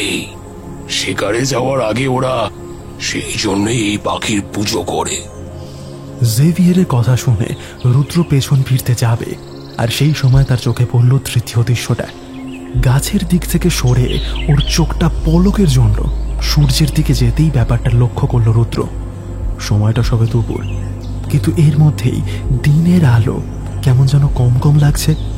সেটা রুদ্র আগে থেকে লক্ষ্য করলেও এবার তার কারণটা বুঝতে পারল। সূর্যের আকারটা কেমন যেন আমের মতো হয়ে গিয়েছে। সূর্যের একদিক থেকে কালো কিছু একটা একটু একটু করে সূর্যের উপরে আসছে। জেভিয়ারের দিকে ফিরে রুদ্র এবার প্রশ্ন করল, আজ সূর্যগ্রহণ নাকি? রুদ্রর এই প্রশ্নের শোনার সাথে সাথে জেভিয়ারের কপালে ভাঁজ পড়ল। ওর ভ্রু দুটো কুঁচকে গেল। সে এবার তাকালো আকাশের দিকে, আর তারপরেই ওর মুখের ভাবে পরিবর্তন এলো। কেমন একটা ভয় ভয় চিন্তিত ভাব এসে চেপে ধরল ওর মুখটাকে। ওর মুখ থেকে চাপা স্বরে বেরিয়ে এলো, ও মাই গড, আমাদের কাছে বেশি সময় নেই, আর বড়জোর একটা দিন। তার মধ্যেই ইনকাদের ঘাটির কাছে আমাদের পৌঁছাতেই হবে। এবারই ওরা এলসিঞ্জির পুজো শুরু করবে, আমাদের সাবধানে থাকতে হবে। তার মানে বছরের এই সময় এমন একটা সূর্যগ্রহণের দিন কোনো এক অদ্ভুত কায়দায় এলসিঞ্জির মন্দিরের মাথা থেকে একটা অদ্ভুত আলোর রশ্মি গোটা জঙ্গল জুড়ে ছড়িয়ে পড়ে, আর তার ঠিক একদিন পরেই ওরা এলসিঞ্জির পুজো করে। আগের বারও এমন সূর্যগ্রহণ আর সেই আলো আমি দেখেছিলাম, কিন্তু মন্দিরটা আর দেখতে পাইনি। কারণটা হচ্ছে জঙ্গল। জঙ্গল ভেদ করে সেই আলো দেখতে পেলেও তার উৎস আমি দেখতে পাইনি। আর ইনকাগুলোর সাথে ওই মন্দিরে যাওয়ার সাহস আমার তখন ছিল না, তাই পালিয়েছিলাম। নীল, অ্যাডাম আর রবি ইতিমধ্যে রুদ্র আর জেভিয়ারের কাছে এসে দাঁড়িয়েছে। ওদের এবার দেখতে পেয়ে জেভিয়ার বলল, সকলকে তৈরি হতে বলো, নষ্ট করার মতো সময় আর হাতে নেই। কালকের মধ্যে আমাদেরকে ওই জায়গায় পৌঁছতে হবে। তাড়াতাড়ি সকলকে তৈরি হতে বলো। রবি জেস বস বলে চলে গেল। এই কয়েক মিনিট পরেই আবার ওদের যাত্রা শুরু হলো। আরো বেশ কিছুক্ষণ হাঁটার পরে সূর্যকে যখন সম্পূর্ণভাবে রাহু গ্রাস করেছে, সেই সময় ওরা এসে পৌঁছালো একটা মাটির টিলার সামনে। টিলাটা খুব একটা উঁচু নয়, তবে আশপাশের গাছগুলো থেকে কিছুটা হলো উঁচু। ওর উপরে উঠলে নিঃসন্দেহে অনেকটা দূর পর্যন্ত দেখা যাবে। রুদ্র, নীল, অ্যাডাম আর জেভিয়ার আর রবি টিলার উপরে উঠল। বাকিরা তলাতেই দাঁড়ালো। আগের বারে বিশ্রাম করার সময় ওরা পায়নি সেটা, তাই এবারে সেই সুযোগ পেয়ে ওরা খুশি হলো। এমন মাটির টিলায় চড়া খুবই সহজ। রুদ্ররাও অল্প সময়ের মধ্যেই টিলার ওপরে উঠে গেল। আর ওপরে উঠতেই এমন একটা দৃশ্য ওরা দেখল যা আর কখনো দেখতে পাবে বলে মনে হয় না, অন্তত নীল, রুদ্র আর অ্যাডামের কাছে। চারদিক কেমন যেন একটা ছিনিয়ে পড়া আলোয় ছেয়ে আছে। পলকের মধ্যে গোটা আমাজনটাই যেন থমকে গেছে। সূর্যের একেবারে মাঝামাঝি কালো দাগটা তার চারদিকে কোল হয়ে আছে একটা জ্বলন্ত বৃত্ত, আর সেই বৃত্তের গায়ে লেগে আছে একেবারে নিচে ঠিকরে পড়ছে একটা আলোর দুতি। সূর্যকে এখন যেন একটা উল্টানো হীরের আংটির মতো দেখাচ্ছে। সে আংটির হীরেটা আলো পড়ে দারুণভাবে জল করছে। এমন সূর্যগ্রহণ দেখার জন্য এমনিতেই ভাগ্যের প্রয়োজন হয়। এবারে রুদ্ররা অবাক হয়ে দেখল ঠিক যেখান থেকে সূর্যের আলোটা হীরের তুতির মতো ঠিকরে বেরোচ্ছে, তার ঠিক নিচে জঙ্গলের সবুজ বুক চিরে উঠে আছে আরো 3টি টিলা। সেগুলো মাটির টিলা, সেটা রুদ্ররা এখান থেকে বুঝতে পারছে। টিলা 3টে একদম গায়ে গায়ে, ঠিক যেন 3টে টিলার 3টে মাথা। চূড়াগুলোর মধ্যে মাঝেরটা সব থেকে উঁচু, আর পাশের দুটো উচ্চতা একেবারে সমান। আর ওই মাঝের উঁচু টিলাটার উপরে এবারে রুদ্ররা আর একটা আলোর বিন্দু জ্বলে উঠতে দেখল। এই আলোর বিন্দুর রং লাল। আকাশে সূর্যের আলোর বিন্দু আর তলায় ওই মাটির ঢিপির উপরে আলোর বিন্দুর মাঝে লাইন টানলে একদম সোজা হবে। সেকেন্ডেরও কম সময় নিল সেই লাল আলোর বিন্দু প্রচণ্ড উজ্জ্বল হয়ে উঠতে। এতটাই উজ্জ্বল হয়ে উঠল যে তার দিকে রুদ্ররা আর তাকিয়ে থাকতে পারল না, মুখ ঘুরিয়ে নিতে বাধ্য হলো। চারদিকটা এবারে সেই লাল আলোর রশ্মিতে ভরে গেল। ওপরে গ্রহতর সূর্যের হলদেটে আলোর রশ্মি, আর নিচে এই লাল আলোর রশ্মি একসাথে মিশে গিয়ে পলকে সমগ্র জায়গাটার রূপ যেন পাল্টে দিল। মিনিট 4 এমন থাকার পরে ধীরে ধীরে সূর্যের গ্রহণ ছাড়তে শুরু করলো। এদিকে সেই লাল আলোর রশ্মির তেজও একটু একটু করে কমতে শুরু করেছে। আরো কিছুক্ষণ পরে সূর্যের গ্রহণ সম্পূর্ণ কাটল। সেই লাল আলোর রশ্মিও কমতে কমতে আলোর বিন্দুতে পরিণত হয়ে একদম একেবারে হারিয়ে গেল। আবার চারদিক একেবারে স্বাভাবিক হয়ে উঠল। জঙ্গলের পাখিরা আবার ডেকে উঠল, আকাশে উঠতে লাগলো। এতক্ষণে কিন্তু তাদের দেখা পাওয়া যায়নি, তাদের ডাকও শোনা যায়নি। সব একেবারে শান্ত হয়ে গিয়েছিল। রুদ্ররাও এবার তলায় নেমে এলো। সূর্যের গ্রহণ কাটলে তার আলো যে বেশিক্ষণ থাকবে না, সেটা আরও খুব ভালো করেই বুঝতে পারছে। জেভিয়ার এবারে দলের সকলের উদ্দেশ্যে বলল, মাই ফ্রেন্ডস, আমরা আমাদের টার্গেট থেকে আর কিছু মাত্র দূরে আছি। তবে এবারে আমাদেরকে অনেক বেশি সাবধান হতে হবে। আমরা এই অসভ্য জানোয়ারগুলোর ডেরার একদম কাছে এসে পড়েছি। ওরা অসভ্য হলেও শিয়ালের মতন ধূর্ত। যে কোনো সময় যে কোনো ভাবে ওরা আমাদেরকে ফাঁদে ফেলতে পারে। এবার থেকে আমাদের প্রতিটা পা খুব বুঝে বুঝে ফেলতে হবে। আজকের মতো আমাদের যাত্রা এখানেই শেষ। এখানেই তাঁবু খাটানো হোক, আর কাল সকাল হলে আমরা আবার বেরোবো। প্রত্যেকে অস্ত্র সব সময় তৈরি রাখবে। ওরা কিন্তু দারুণ সাংঘাতিক। জেভিয়ারের কথা মতোই কাজ হলো। দিনের আলো বাকি থাকতে থাকতে যে মাটির টিলাটার উপরে ওরা উঠেছিল, সেটারই নিচে তাঁবু খাটানো হলো, আগুন জ্বালানো হলো। রাতের খাবারের ব্যবস্থাও শুরু হয়ে গেল।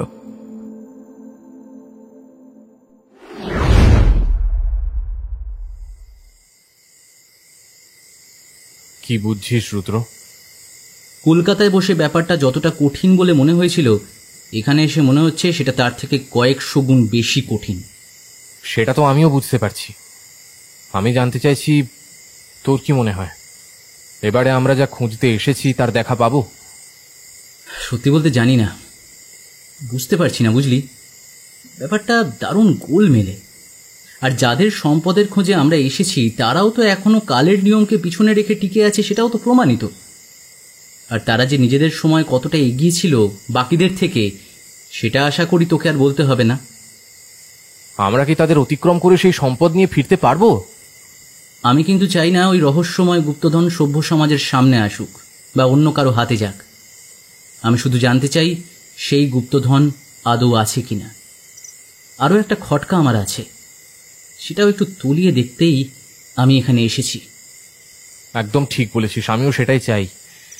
ইনকারা তো কারোর ক্ষতি করেনি, বরং তারা নিজেদের এই বিশাল আদিম মহারণ্যের ভেতরে সমগ্র দুনিয়া থেকে সরিয়ে রেখেছে। তাদের কোনো দাবিও নেই।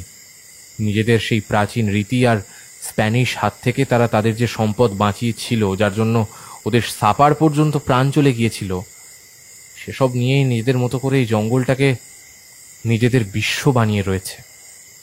ওদেরকে ওদের মতো ছেড়ে দেওয়াই উচিত। যেমন রহস্যের চাদরে ঢাকা আছে, তেমনই থাকা উচিত। এমনিতেও পিসারও ওদের থেকে কম তো লুটে যায়নি। একটা অদ্ভুত ব্যাপার লক্ষ্য করেছিস নীল? কি বলতো? সেবারেও একজন স্প্যানিশ ওদের লুটে নিয়েছিল, আর এবারেও সেই একটা স্প্যানিশই ওদের লুটতে এসেছে। শুধু সময়টার পরিবর্তন হয়েছে মাত্র। এই এটা দারুণ বলেছিস তো। হ্যাঁ, এটা তো ভেবে দেখিনি। লোভ, বুঝলি, লোভ। পিসারো এখানে এসে যে বিপুল ধনরাশির লোভে পড়েছিল, সেটাই ধীরে ধীরে সকল স্প্যানিশদের মধ্যে ছড়িয়ে পড়ে। জেভিয়ারও তেমনভাবেই এই লোভটাও পেয়েছে। আর লোকটাকে যতটা চিনেছি, এ কিন্তু দম্বার পাত্র নয়। আমার কথা মিলিয়ে নিস নীল। এইবার এই ব্যক্তি নয় গুপ্তধন লুটে নিজের মনের ইচ্ছে মেটাবে, আর নইলে এখানেই মরে যাবে। লোকটার ভেতরে আমি একটা করো নয়তো মরো এমন ভাব দেখেছি। ঠিক বলেছিস। যাই হোক, তোর আরেকটা কি খটকা আছে বলছিলিস? কি রে? শুনলে হাসবি। আরে বল না। সোনার শহর। মানে আমিও অনেক বোকার মতো বিশ্বাস করি বিশাল অ্যামাজন জঙ্গলে কোথাও সোনার শহর লুকিয়ে রয়েছে। না, এটা সম্ভব নয়। কেন? একটা আস্ত সোনার শহর, এটা কি কখনো সম্ভব? কেন নয়?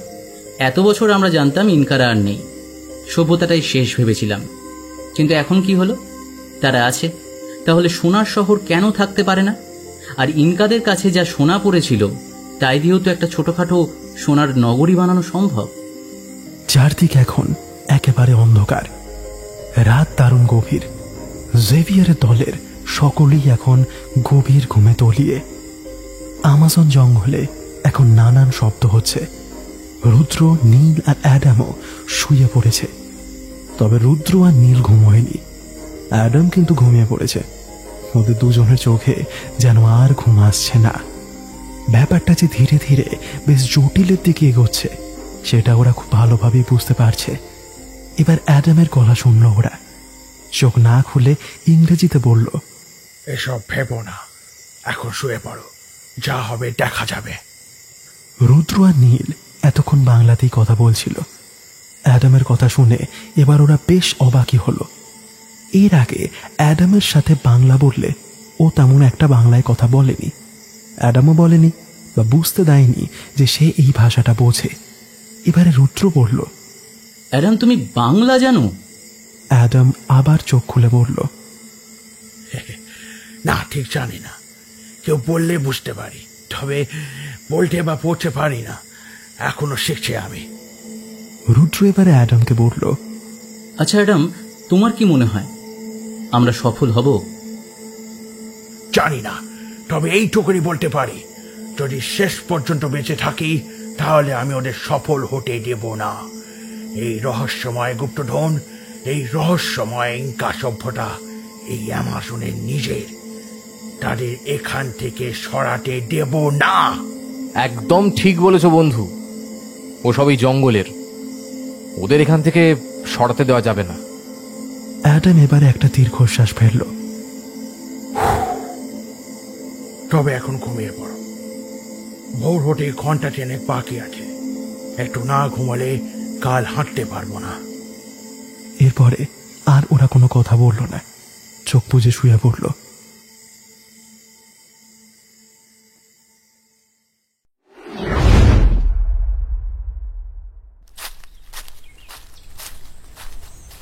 এমন ভাবে আর কদিন চলবে জানি না, তবে ওদেরকে এখানে ফেলে রেখে যাওয়া তো সম্ভব নয়।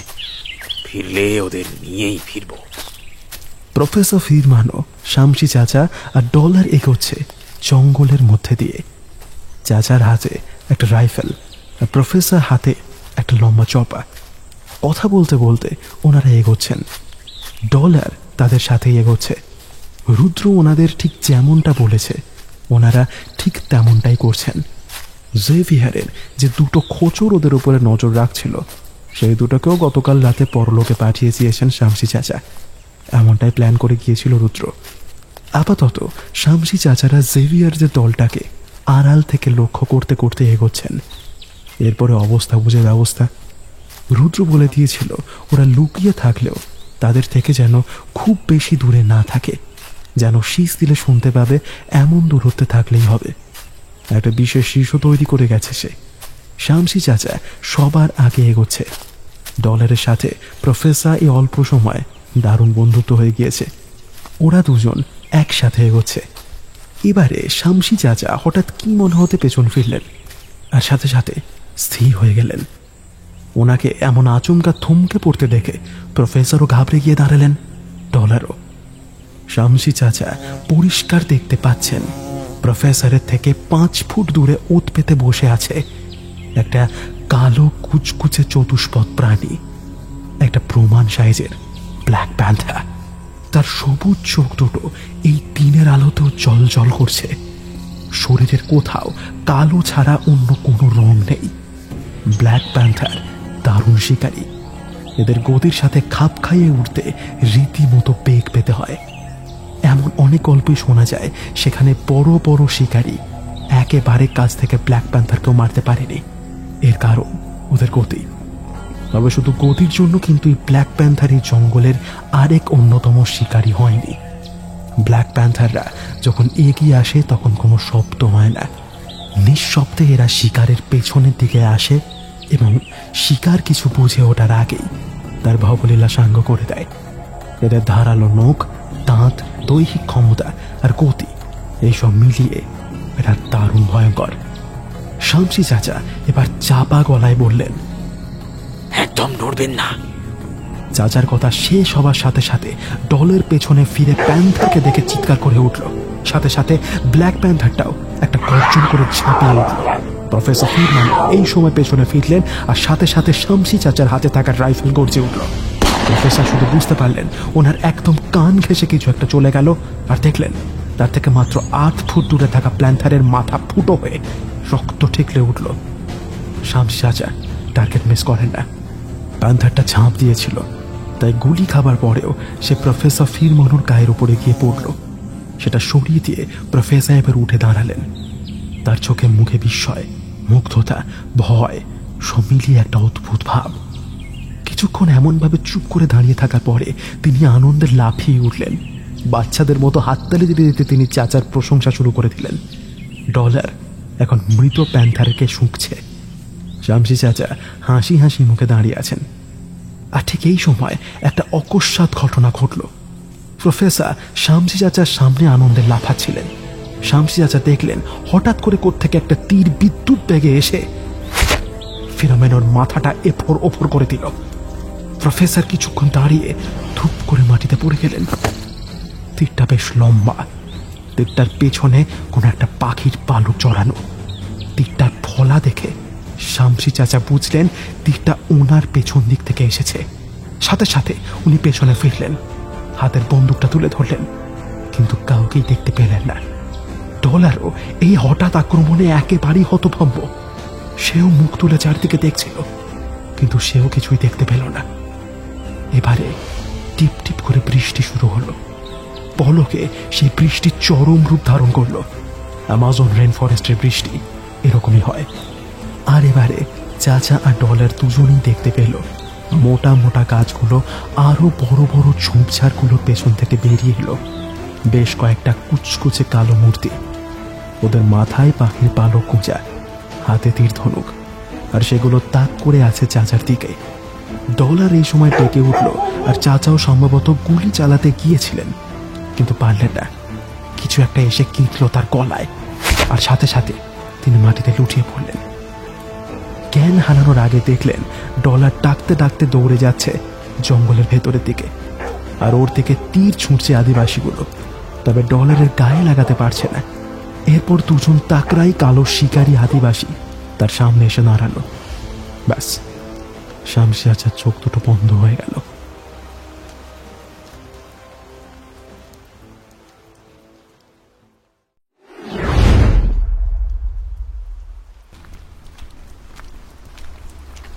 ঝমঝম করে বৃষ্টি হচ্ছে এখন।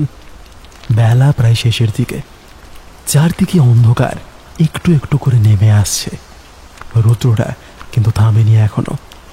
ওরা এখনো এগিয়ে যাচ্ছে। জেভিয়ারের কথা মতো আজ অনেকটাই পার করেছে ওরা, এখনো হাঁটছে। আর শুধু তাই নয়, জেভিয়ারের ম্যাপ দেখে জানিয়েছে ওরা ইনকাদের প্রথম ঘাঁটির একদম কাছে এসে পৌঁছে গেছে।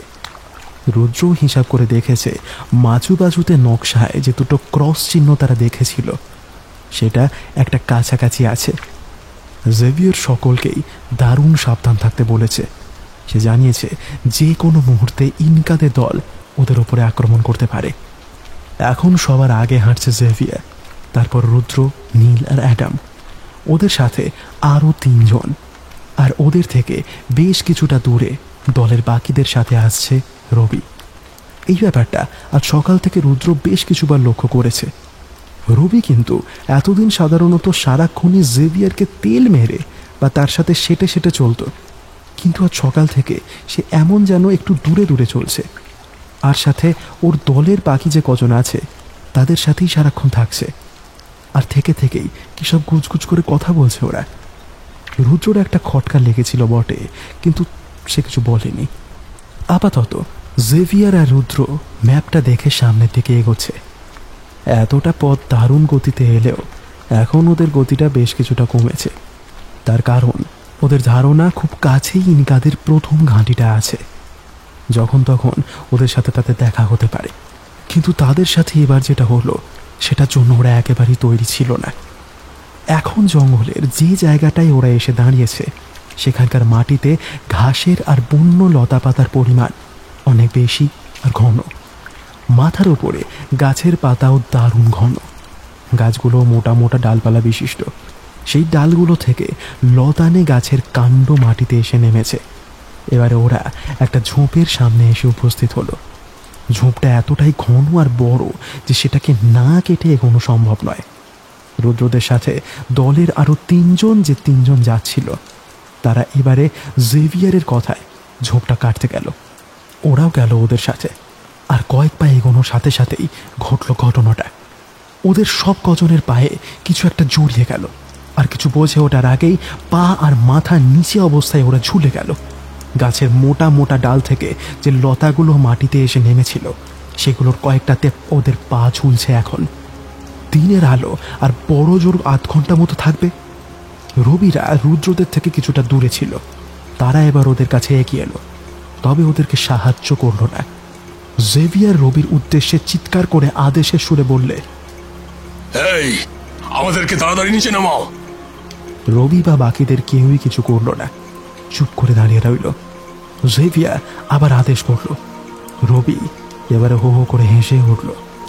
ওর মুখটা আরো শয়তানি দেখাতে লাগলো। হাসতে হাসতেই সে বলল, না বস, না, তোমার আদেশ আমরা আর শুনবো না। এমনিতেও গুপ্তধন পাওয়ার পরে তো তুমি আমাদের কিছুই দেবে না, সেসব আমরা জানি। তার থেকে তুমি তোমার ওই বোকা বন্ধুদের সাথে ঝুলে থাকো, আমরা চলি। কথা শেষ করে রবি বাকিদের নিয়ে সামনের দিকে এগিয়ে গেল। জেভিয়ার চিৎকার করে উঠল, ইউ স্কাউন্ড্রেল, ফিরে এসো, আমাকে বাঁধন মুক্ত করো, তোমরা আমাকে ছেড়ে এগোতে পারবে না। রবি এবারে আবার ফিরে তাকালো, হেসে উঠে তার ব্যাগ থেকে ল্যামিনেশন করা 13 দেভলভেরটা বের করে দেখিয়ে দিয়ে বলল, কেন পারবো না? এই তো এটা আছে, আমিও ম্যাপ দেখতে জানি। চলি তাহলে, যদি বেঁচে থাকো তাহলে আবার দেখা হবে। এই চল রে। জেভিয়ার কচকচ করতে থাকলো, কিন্তু নীল, রুদ্র আর অ্যাডাম এর মধ্যেই নিজেদের ছাড়ানোর চেষ্টা শুরু করে দিয়েছে।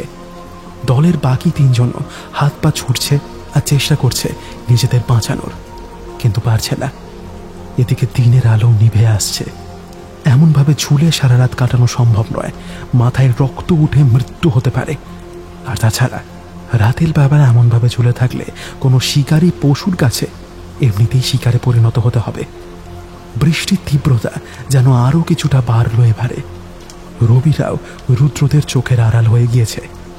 বৃষ্টির শব্দ এখন বেড়েছে, আর তার সাথে রুদ্রদের কানে আরও একটা শব্দ এলো, একটা গর্জন, কোনো পশুর গর্জন। অ্যাডাম সে গর্জন শুনে ফিস ফিস করে বলল, জাগুয়ার। আরও কয়েকটা গর্জনের পরে ঝোপের আড়াল থেকে বেরিয়ে এলো প্রমাণ মাপের 4-4টে জাগুয়ার। ওর চোখগুলো জল জল করছে, আর ওদের দলের 3 জনের 2 জন প্রচণ্ড জোরে চিৎকার করে উঠল। আর ওরাই জাগুয়ারগুলোর সব থেকে কাছে ছিল। ওরা চিৎকার করে উঠতেই 2টো জাগুয়ার ওদের ওপরে ঝাঁপিয়ে পড়ে দুজনের পুঁটি কামড়ে ধরল।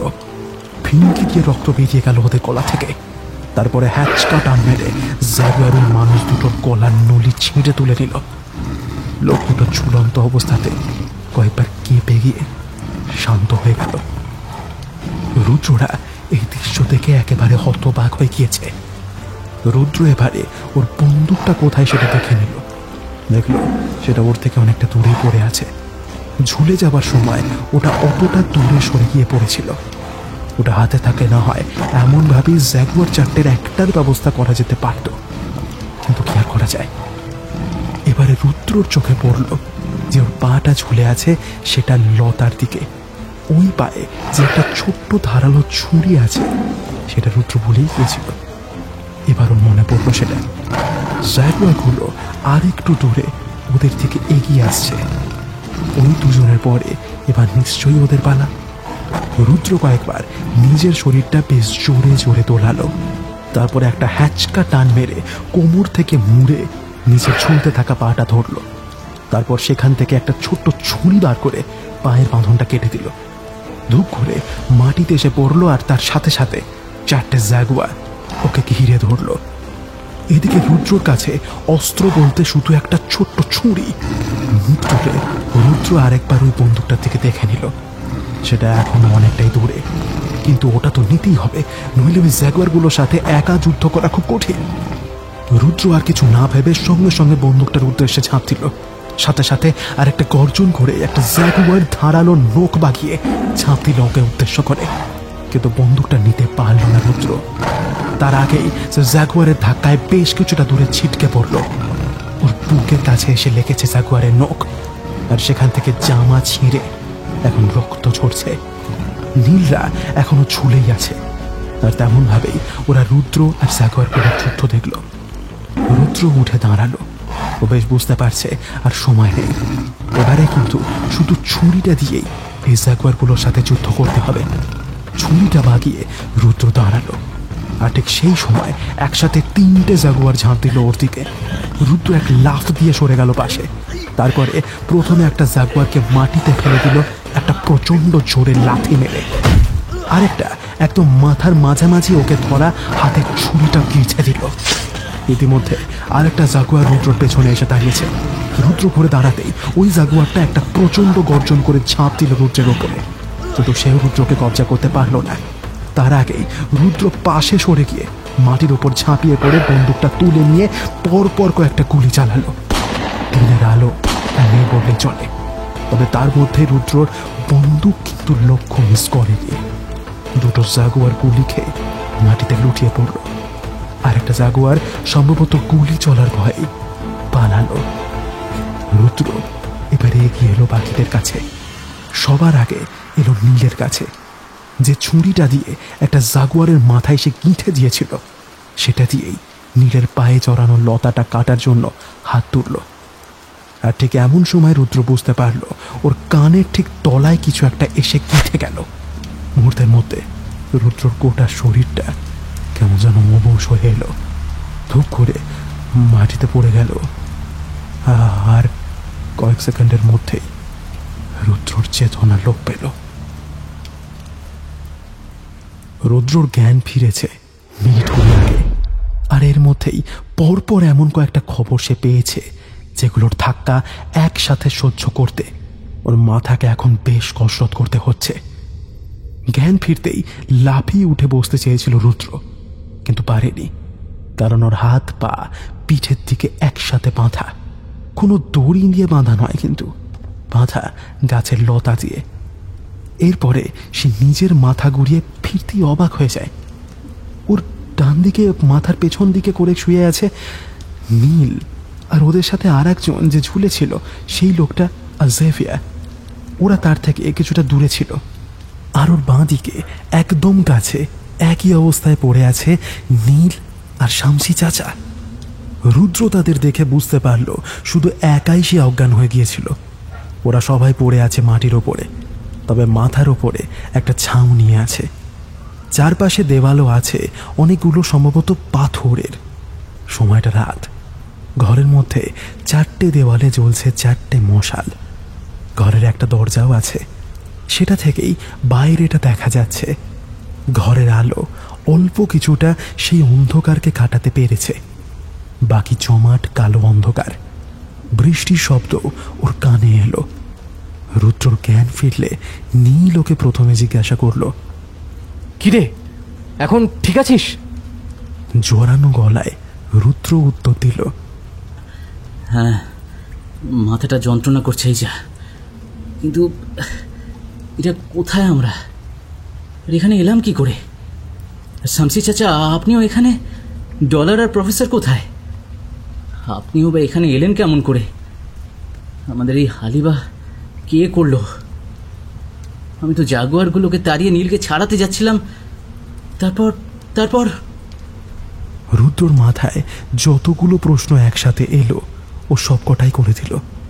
নীল বলল, তারপরেরটা তোর মনে না পড়াই স্বাভাবিক। কেন? কি হয়েছে তারপরে? তারপরেই তো আসল ব্যাপারটা ঘটেছে। তুই যখন আমাকে ছাড়াতে এলি তখন হঠাৎ করেই মাটিতে পড়ে গেলি। প্রথমটায় আমি বুঝতে পারিনি কি হলো, তো তারপরেই বুঝলাম সবটা। আসলে আমরা প্রকৃতি সৃষ্ট কোনো ফাঁদে পড়িনি তখন। ওই ফাঁদটা মনুষ্য সৃষ্টই ছিল। আর কারা করেছিল জানিস? কারা? যাদের সন্ধানে আমরা এসেছি তারাই। মানে ইনকারা? ইয়েস মাই ব্রাদার, আমরা এখন তাদেরই বন্দী। ওরা ডাটের মাধ্যমে তোকে অজ্ঞান করে দিয়েছিল। তখন তুই পড়ে যাবার মিনিট দুয়েক পরে দেখলাম সামনের বড় ঝোপটার পেছন থেকে এক এক করে অনেকগুলো ল্যাঙট পরা, মাথায় পাখির পালক গোঁজা কালো আদিবাসী বেরিয়ে এলো। ওদের দেখেই চিনেছিলাম অন্য কোনো আদিবাসী হতে পারে না। ওরা সেই রহস্যময় ইনকা।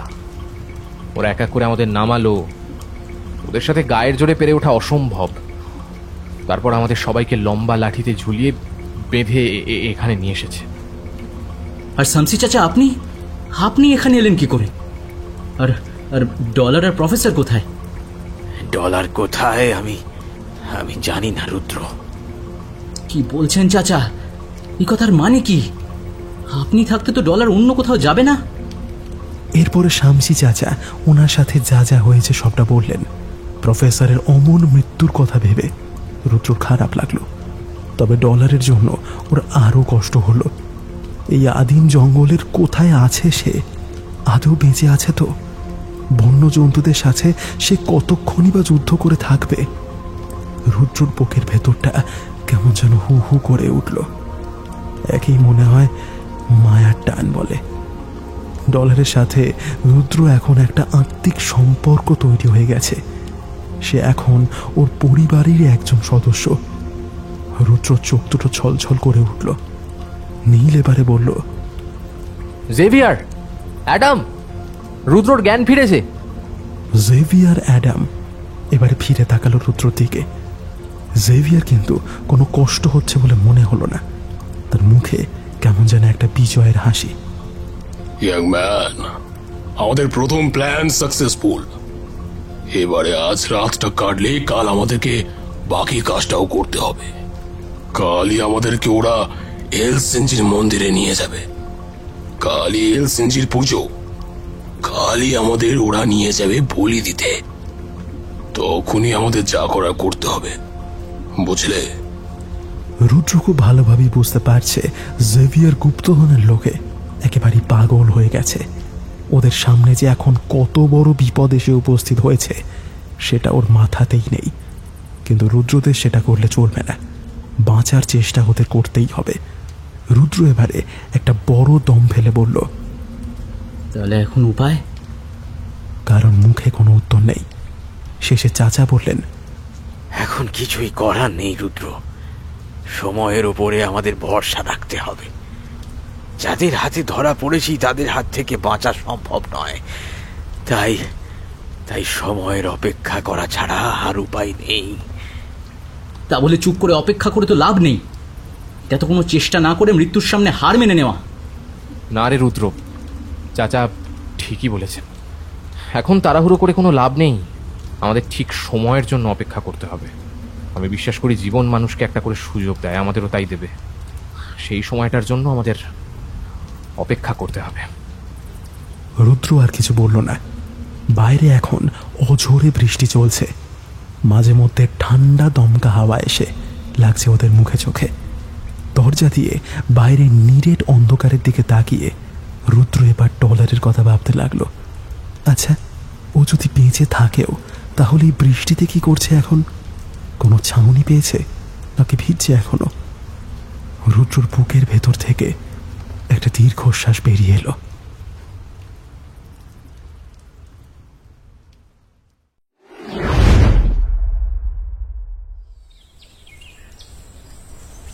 পরদিন সকাল হলে রুদ্রদের লম্বা মোটা লাঠিতে উল্টো করে বেঁধে ইনকাদের দল বেরোলো তাদের ঘাঁটি থেকে। রুদ্র সেই সময় ইনকাদের ঘাঁটিটা খুব ভালো করে লক্ষ্য করছিল। ওদের বুদ্ধির তারিফ না করে পারা যায় না। একটা উঁচু টিলার গায়ে মাটি কেটে ওদের ঘরগুলো ধাপে ধাপে বানানো। ঘরগুলো সবুজ ঝোপঝাড় দিয়ে এমনভাবে ঢাকা যে ঘরের মধ্যে বসে থাকলে বাইরে থেকে কেউ দেখে বুঝতেই পারবে না যে ওখানে কেউ আছে। ওখানে কোনো ঘর আছে বলে বুঝতেই পারবে না কেউ। এমনভাবে তো ওরা এত বছর নিজেদের গোপন করে টিকিয়ে রেখেছে। ওর বুদ্ধি দেখে দারুণ অবাক হয়েছিল রুদ্র, কিন্তু ও তখনও বুঝতে পারেনি ওর জন্য এখনো অনেক বড় চমক অপেক্ষা করে আছে। আপাতত ওদের নিয়ে ইনকাদের বিশাল দলটা জঙ্গলের ভেতর দিয়ে চলছে। ওরা এগিয়ে যাচ্ছে আর 3টে চূড়া বিশিষ্ট টিলাটার দিকে। যতই ওরা টিলাটার দিকে এগোচ্ছে, টিলার 3টে চূড়া ধীরে ধীরে একটু একটু করে দানবের মতো রূপ নিচ্ছে। টিলাটা একদম সামনে গিয়ে রুদ্রদের টিলা বলে ওটাকে মনেই হচ্ছে না। এটাকে একটা পাহাড় বললেও ভুল হয় না। বিশাল উঁচু পাহাড়ের 3টে চূড়া, 2টো ছোট, একটা উঁচু, অনেকটা উঁচু সেখানেই আছে, আর সেটা আছে একদম মাঝখানে। সেদিন এই চূড়াটার ওপর থেকে রহস্যময় লাল আরো ঠিকরে বেরোতে দেখেছিল ওরা। গোটা পাহাড়টা সবুজ ঘাস আর জঙ্গলি আগাছার চাদরে ঢাকা। রুদ্রর একটু অদ্ভুত লাগলো। এত বড় পাহাড়ের নাম বা অবস্থান কোনোদিন কোনো ম্যাপে নেই কেন? সাথে সাথে জেভিয়ারের কথাগুলো মনে পড়ে গেল। এজেন্সির কি হয়েছিল তা জানা যায়নি। তাহলে কি এই সেই আগ্নেয়গিরি? আরও কিছুক্ষণ বাদে রুদ্রদের নিয়ে ইনকাদের দলটা গিয়ে ঢুকলো পাহাড়টার একটা গুহার ভেতরে। ভেতরটা একেবারে অন্ধকার নয়, কিন্তু সামান্য হলেও আলো ঢুকছে কোথাও দিয়ে। তবে আলো ঢোকার জায়গাটা দেখা যাচ্ছে না। অল্প আলোয় গুহার দেওয়ালেও অল্প অল্প আলো দেখা যাচ্ছে, সাধারণত পাথুরে দেওয়াল। এই গুহার ভেতর দিয়ে আরও বেশ কিছুক্ষণ যাওয়ার পরে সামান্য আলোর রেশও কমে শেষ হয়ে গেল। ঘুটঘুটে অন্ধকার চারদিকে। এবারে ইনকাদের দলের মধ্যে থেকে একজন একটা মশাল জ্বালালো। তাতে জায়গাটা সকল অন্ধকার দূর হলো না বটে, তবে সেই মানুষটাকে আর তার আশেপাশের কিছুটা দেখা গেল। রুদ্রদের ইতিমধ্যে মাটিতে নামিয়ে রেখে হাত পা বেঁধে হাঁটু মুড়ে বসিয়ে রাখার হয়েছে। মশাল হাতের সেই ব্যক্তিকে পরিষ্কার দেখা যাচ্ছে। সেই ব্যক্তির মাথায় একটা মুকুট আছে। মুকুটটা নিরেট সোনার, আর সেটার মাঝে একটা লাল পাথরও বসানো আছে। যেমন পাথর জেভিয়ার দেখিয়েছিল ওদের, তেমনই ব্যক্তির গায়ে অন্য রকমের সব উল্কি আঁকা। সেই উল্কিগুলো সোনার মতো চকচক করছে। ওদের যখন সেখানে আনা হচ্ছিল তখন কিন্তু ওরা এই ব্যক্তিকে দেখতে পায়নি। অন্যদের ইনকাদের মাথাতেও মুকুট আছে, তবে সেগুলো পাখির পালকের। ওদের গায়েও উল্কি আঁকা আছে, তবে সেগুলোর রং সাদা। সোনালি মুকুটধারী লোকটা মশাল হাতে এবার উপর দিকে উঠতে শুরু করলো। তার হাতের মশালের আলোটা দেখা যাচ্ছে সে বেশ চওড়া বাঁধাই সিঁড়ি দিয়ে উপরে উঠছে। বেশ কিছুটা উপরে ওঠার পরে একটা নির্দিষ্ট জায়গায় এসে দাঁড়ালো। তারপর নিজের হাতের মশালটা ওপরে তুলল। সাথে সাথে তলায় দাঁড়িয়ে থাকা বাকি ইনকারা অদ্ভুত একটা হু হু শব্দ করে চিৎকার করে উঠল। গোটা জায়গাটায় সেই শব্দ প্রতিধ্বনিত হয়ে কেমন যেন কেঁপে উঠল। রুদ্র কানের পাশে ফিস ফিস করে শামসি চাচার গলা শুনতে পেল। ওই যে ওটাই ওদের এখানকার সাপা। চাচার এই কথাটা বলার দরকার ছিল না। রুদ্র খুব ভালো করেই সেটা বুঝতে পেরেছে। এবার ব্যক্তি তার হাতের মশালের সামনের দিকে ফেলে দিল কিছু একটার মধ্যে, আর সাথে সাথে বিশাল আগুনের শিখা জ্বলে উঠল সেখানে। বিশাল একটা অগ্নিকুণ্ড। আর সেই আলোতেই এবার জায়গাটা সকল অন্ধকার সরে গেল। গোটা জায়গাটা প্রচন্ড সোনালি আভায় ভরে উঠল। আর রুদ্ররা একেবারে হতভম্ব হয়ে গেল। ওরা দেখল জায়গাটা বিশাল বড়, সাইজ চোখের আন্দাজে বলা অসম্ভব। যে পাহাড়টার ভেতরে ওদের ঢোকানো হয়েছে সেটা সম্ভবত একদম মাঝামাঝি অবস্থান করেছে। হ্যাঁ, এটাই সেই হারিয়ে যাওয়া এলসিনজি আগ্নেয়গিরি। অনেক উপরে দেখা যাচ্ছে আগ্নেয়গিরির অগ্নিমুখ, আর তার সাথে দেখা যাচ্ছে জায়গাটার দেওয়ালের চোঙার মতো মোটা হতে হতে সরু হয়ে মিশেছে জ্বালামুখে। সেই দেওয়াল কিন্তু জায়গায় মাটির মতো পাথরে নয়, নিরেট সোনা দিয়ে তৈরি দেওয়াল।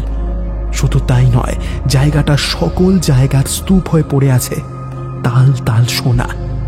অন্ধকারের জন্য যেসব দেখা যাচ্ছিল না, রুদ্রর মুখ থেকে ফিস ফিস করে বেরিয়ে এলো, স্বর্ণনগরী। হ্যাঁ, এটাই সেই স্বর্ণনগরী। আর কিচ্ছু হতে পারে না এই জায়গাটা। চারদিকে শুধু সোনা আর সোনা। এর অর্থ কাল্পনিক স্বর্ণনগরী আদেও কাল্পনিক নয়। আমাজনের গভীরে এই সোনার শহর সত্যিই আছে। ইনকাদের সাপা এবার তার ডান হাতের তর্জনী তুলে হাঁটু মুড়ে বসে থাকা জেভিয়ারের দলের সেই ব্যক্তির দিকে ইশারা করল। সাথে সাথে 5-6 জন ইনকা তার বাঁধন খুলে তাকে টেনে হিঁচড়ে সিঁড়ি দিয়ে ওপরে তুলে সাপার সামনে থাকা আরেকটা উঁচু সোনার টেবিলের ওপরে শুইয়ে দিল। সাপা ইতিমধ্যে তার লম্বা একটা চকচকে ধারালো ছুরি তুলে নিয়েছে। লোকটা টেবিলের ওপরে শুইয়ে তার হাত 4 পা সামনে ধরে কয়েকজন সাপা তার হাতের ছুরিটা ওপর থেকে তুলে ধরল। সাথে সাথে বাকি ইনকারা আবার সেই অদ্ভুত হু হু শব্দ করে উঠল। আবার কেঁপে উঠল গোটা জায়গাটা। সাথে সাথে সাপা তার হাতের ছুরি বসিয়ে দিল শুয়ে থাকা লোকটার বুকে। চিৎকার করে উঠল সে। সাপা তার হাতের ছুরিটা ব্যক্তির বুকের ভেতরে বসিয়ে ঘোরাতে শুরু করলো। এরপরে লোকটা একেবারে নিষ্পন্দ হয়ে গেলে তার বুক থেকে হৃৎপিণ্ডটা বের করে আনলো সে। তারপর উপরে তুলে ধরল। ইনকারা আবার চিৎকার করে উঠল। সাপা এবার হৃৎপিণ্ডটা ফেলে দিয়ে সামনে চলতে থাকা আগুনের ভেতরে ছুঁড়ে দিল। ওরা ওদের অগ্নি দেবতাকে প্রথম বলি চড়ালো। এবার সাপা জেভিয়ারের দিকে আঙুল দেখালো। সাথে সাথে তারও বাঁধন খুলে টেনে নিয়ে যাওয়া হলো। তবে একদম পর্যন্ত তাকে তুলতে পারল না। যখন তাকে নিয়ে মাঝামাঝি উঠেছে ওরা, ঠিক সেই সময় জায়গাটায় এসে উপস্থিত হলো রবি। তার হাতে একটা লাইট মেশিন গান। ওর পেছনে জেভিয়ারের দলের বাকিরাও আছে, তাদের হাতেও বন্দুক ধরা। ভেতরে ঢোকে রবি শুধু চিৎকার করে উঠল, কিল দেম। তারপরে গুলি চলতে শুরু করে দিল। সামনে থাকা ইনকারা সেই গুলি খেয়ে মাটিতে পড়তে থাকলো। দারুণ চিৎকার চেঁচামেচি শুরু করে দিল সবাই। এবার ইনকারাও তীর বর্ষণ শুরু করে দিল। রবিদের পক্ষে লোক মরতে লাগলো। মুহূর্তে জায়গাটা একেবারে রক্তাক্ত হয়ে উঠল। চারিদিকে যুদ্ধের তামামা বেজে উঠল। এদিকে রুদ্রর হাত পা বাঁধা, কিন্তু এই পরিস্থিতিতে এমন ভাবে পড়ে থাকলে মৃত্যু নিশ্চিত। ওরা নিজেদের বাঁধন আলগা করার চেষ্টা করলো। তার ঠিক এই সময় একটা তীর সোজা গিয়ে বিঁধল রুদ্রর দিকে, কিন্তু সেই সময় মাথা না সরিয়ে নিলে তীরটা তার মাথা এফর ওফর করে দিত। মাথাটা সরানোর সময় আরেকটা দৃশ্য দেখল রুদ্র। ও দেখল জেভিয়ার ছুটে গিয়ে একটা সোনার স্তূপের উপরে ঝাঁপ দিল, আর সাথে সাথে এক ঝাঁক তীর তার পিঠ মুখ মাথা ঝাঁচড়া করে দিল। রক্তাক্ত অবস্থায় সে সোনার স্তূপের ওপরে পড়ে রইল। এদিকে রবিদের ওপরে ইনকারা চড়াও হতে শুরু করে দিয়েছে। আসলে এদের লোক সংখ্যার সাথে ওরা পেরে উঠছে না। যতই মরছে ততই যেন এদের সংখ্যা বাড়ছে রক্তবীজের মতো। এই অবস্থায় আরো একটা ঘটনা ঘটল। রুদ্র ওর হাতে একটা নরম নরম কিছু স্পর্শ করল। পেছন ফিরল সে, আর সাথে সাথে আনন্দে ওর চোখ উজ্জ্বল হয়ে উঠল। সেখানে একেবারে নিচু হয়ে বসে আছে ডলার। সেই রুদ্রর হাতের বাঁধনটা খোলার চেষ্টা করছে। ও বেঁচে আছে। রুদ্রর মুখ থেকে বেরিয়ে এলো, ডলার তুই, ডলার।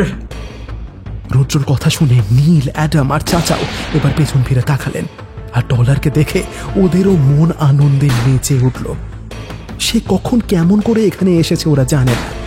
অল্প সময়ের মধ্যে ডলার রুদ্রর হাতের লতার বাঁধন কেটে দিল। রুদ্র উঠে দাঁড়িয়ে সময় না নিয়ে বাকিদের বাঁধনও খুলে দিল। তারপরে ওরা দৌড় দিল বাইরের দিকে, কিন্তু বিশাল জায়গাটা থেকে বেরোনোর ঠিক মুখে ওদের সামনে পথ আটকালো রবি। ওর হাতের বন্দুক তুলে ধরা, চোখে হিংস্র চাহনি।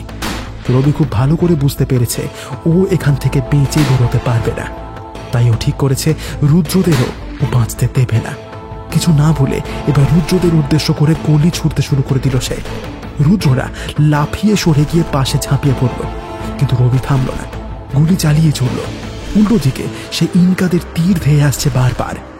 রুদ্ররা যখন ভাবছে ওদের বাঁচা আর সম্ভব নয়, ঠিক সেই সময় ম্যাজিক দেখালো ডলার। ওর অবাক করা চোখে দেখলো ডলার বিদ্যুৎ গতিতে এদিক ওদিক করে সোজা লাফ দিল রবির দিকে। রবি কিন্তু গুলি চালানো থামায়নি।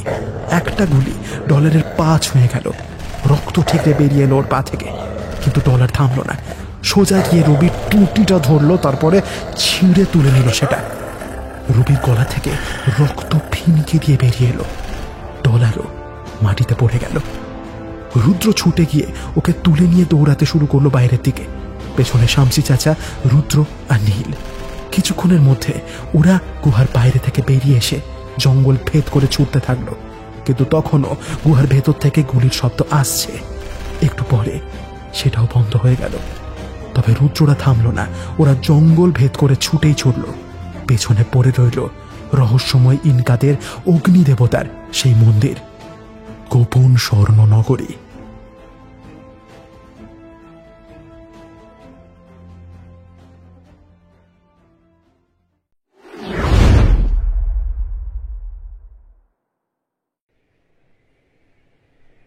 দিন তিনেক হয়েছে রুদ্ররা দক্ষিণ আমেরিকা থেকে ফিরেছে। এখনও নীল বসে আছে ওদের বসার ঘরে, তলায় ডলার শুয়ে আছে। রবির ছোঁড়া গুলিটা ওর পায়ে ভালোই জখম দিয়েছে, ওর ব্যথা আছে, তবে অল্প অল্প হাঁটা চলা শুরু করেছে। এলজেন্সির ভেতর থেকে ওরা বেঁচে ফিরতে পারত না যদি না ডলার গিয়ে উপস্থিত হতো। আসলে এসব রুদ্র ট্রেনিংয়ের ফলাফল। ডলারকে ও সংকটাপন্ন পরিস্থিতিতে কেমন করে সারভাইভ করতে হয় তেমনই ট্রেনিং দিয়েছে। সেদিনেও ডলার চাচাকে যখন ধরে নিয়েছিল তখনও পালায়নি, লুকিয়ে ফলো করেছে ওদের। ওদের এবার অভিযানের আসল হিরো কিন্তু ডলারই। সেই নিয়েই কথা বলছিল রোরা। রুদ্র এবার বলল, তবে নীল, এবারে আমরা সাথে স্মৃতি হিসেবে কিছু আনতে পারলাম না। সেটা ঠিক, কিন্তু ওই সোনার শহর, ইনকারা ওরা এমনি ভালো আছে রে। ওদের কেউ ওদের বিরক্ত করে না, ওদের ওপর অত্যাচার করে না। সেটা ঠিক, কিন্তু তবুও ওদের সামান্য কিছু স্মৃতিও আনতে পারলাম না রে। ঠিক এই সময় শামসি চাচা এসে উপস্থিত হন সেখানে। তিনি এসে বসলেন ওদের কাছে। ওনার কাঁধে একটা ঝোলানো ক্যামডেসের ব্যাগ। নীল এবারে শামসি চাচাকে বলল যে ওরা এবারে অদ্ভুত কিছু অভিজ্ঞতা ছাড়া কিছুই আনতে পারেনি। চাচা এবার হাসলেন, তার চোখ জলজল করছে। উনি কিছু না বলে ওনার ব্যাগের ভেতর থেকে একটা সোনার ছোট্ট মূর্তি বের করে টেবিলের উপরে রাখলেন। মূর্তির উচ্চতা 1 ফুটের মতো, নিরেট সোনার, বেশ অদ্ভুত দেখতে সেটা। মুখটা বেশ ভয়াল, চোখ দুটো বড় বড়, যেন ঠিকরে বেরিয়ে আসছে। কান লম্বা, মুখে একটা হিংস্র রাগী ভাব, আর মাথার মুকুটটা আগুনের শিখার মতো। 2 হাতে 2টো নর করটি। মূর্তিটার গায়ে দারুণ নকশা করা। এটা কি চাচা? ইনকাদের অগ্নিদেবতা। কোত্থেকে পেলেন? তোমরা যখন লাফিয়ে সরে গেলে রবির গুলি থেকে, আমিও তো লাফালাম, গিয়ে পড়লাম এটার ওপরে, তুলে নিলাম। রুদ্র মূর্তিটা হাতে তুলে নিয়ে উল্লাসিত কণ্ঠে বলল, দারুণ চাচা, দারুণ দারুণ। ওস্তাদের মার শেষ রাতে, বুঝলে হে। ওরা হো হো করে হেসে উঠল। ডলারও আউ করে একটা আনন্দ মাখানো গলায় ডেকে উঠল।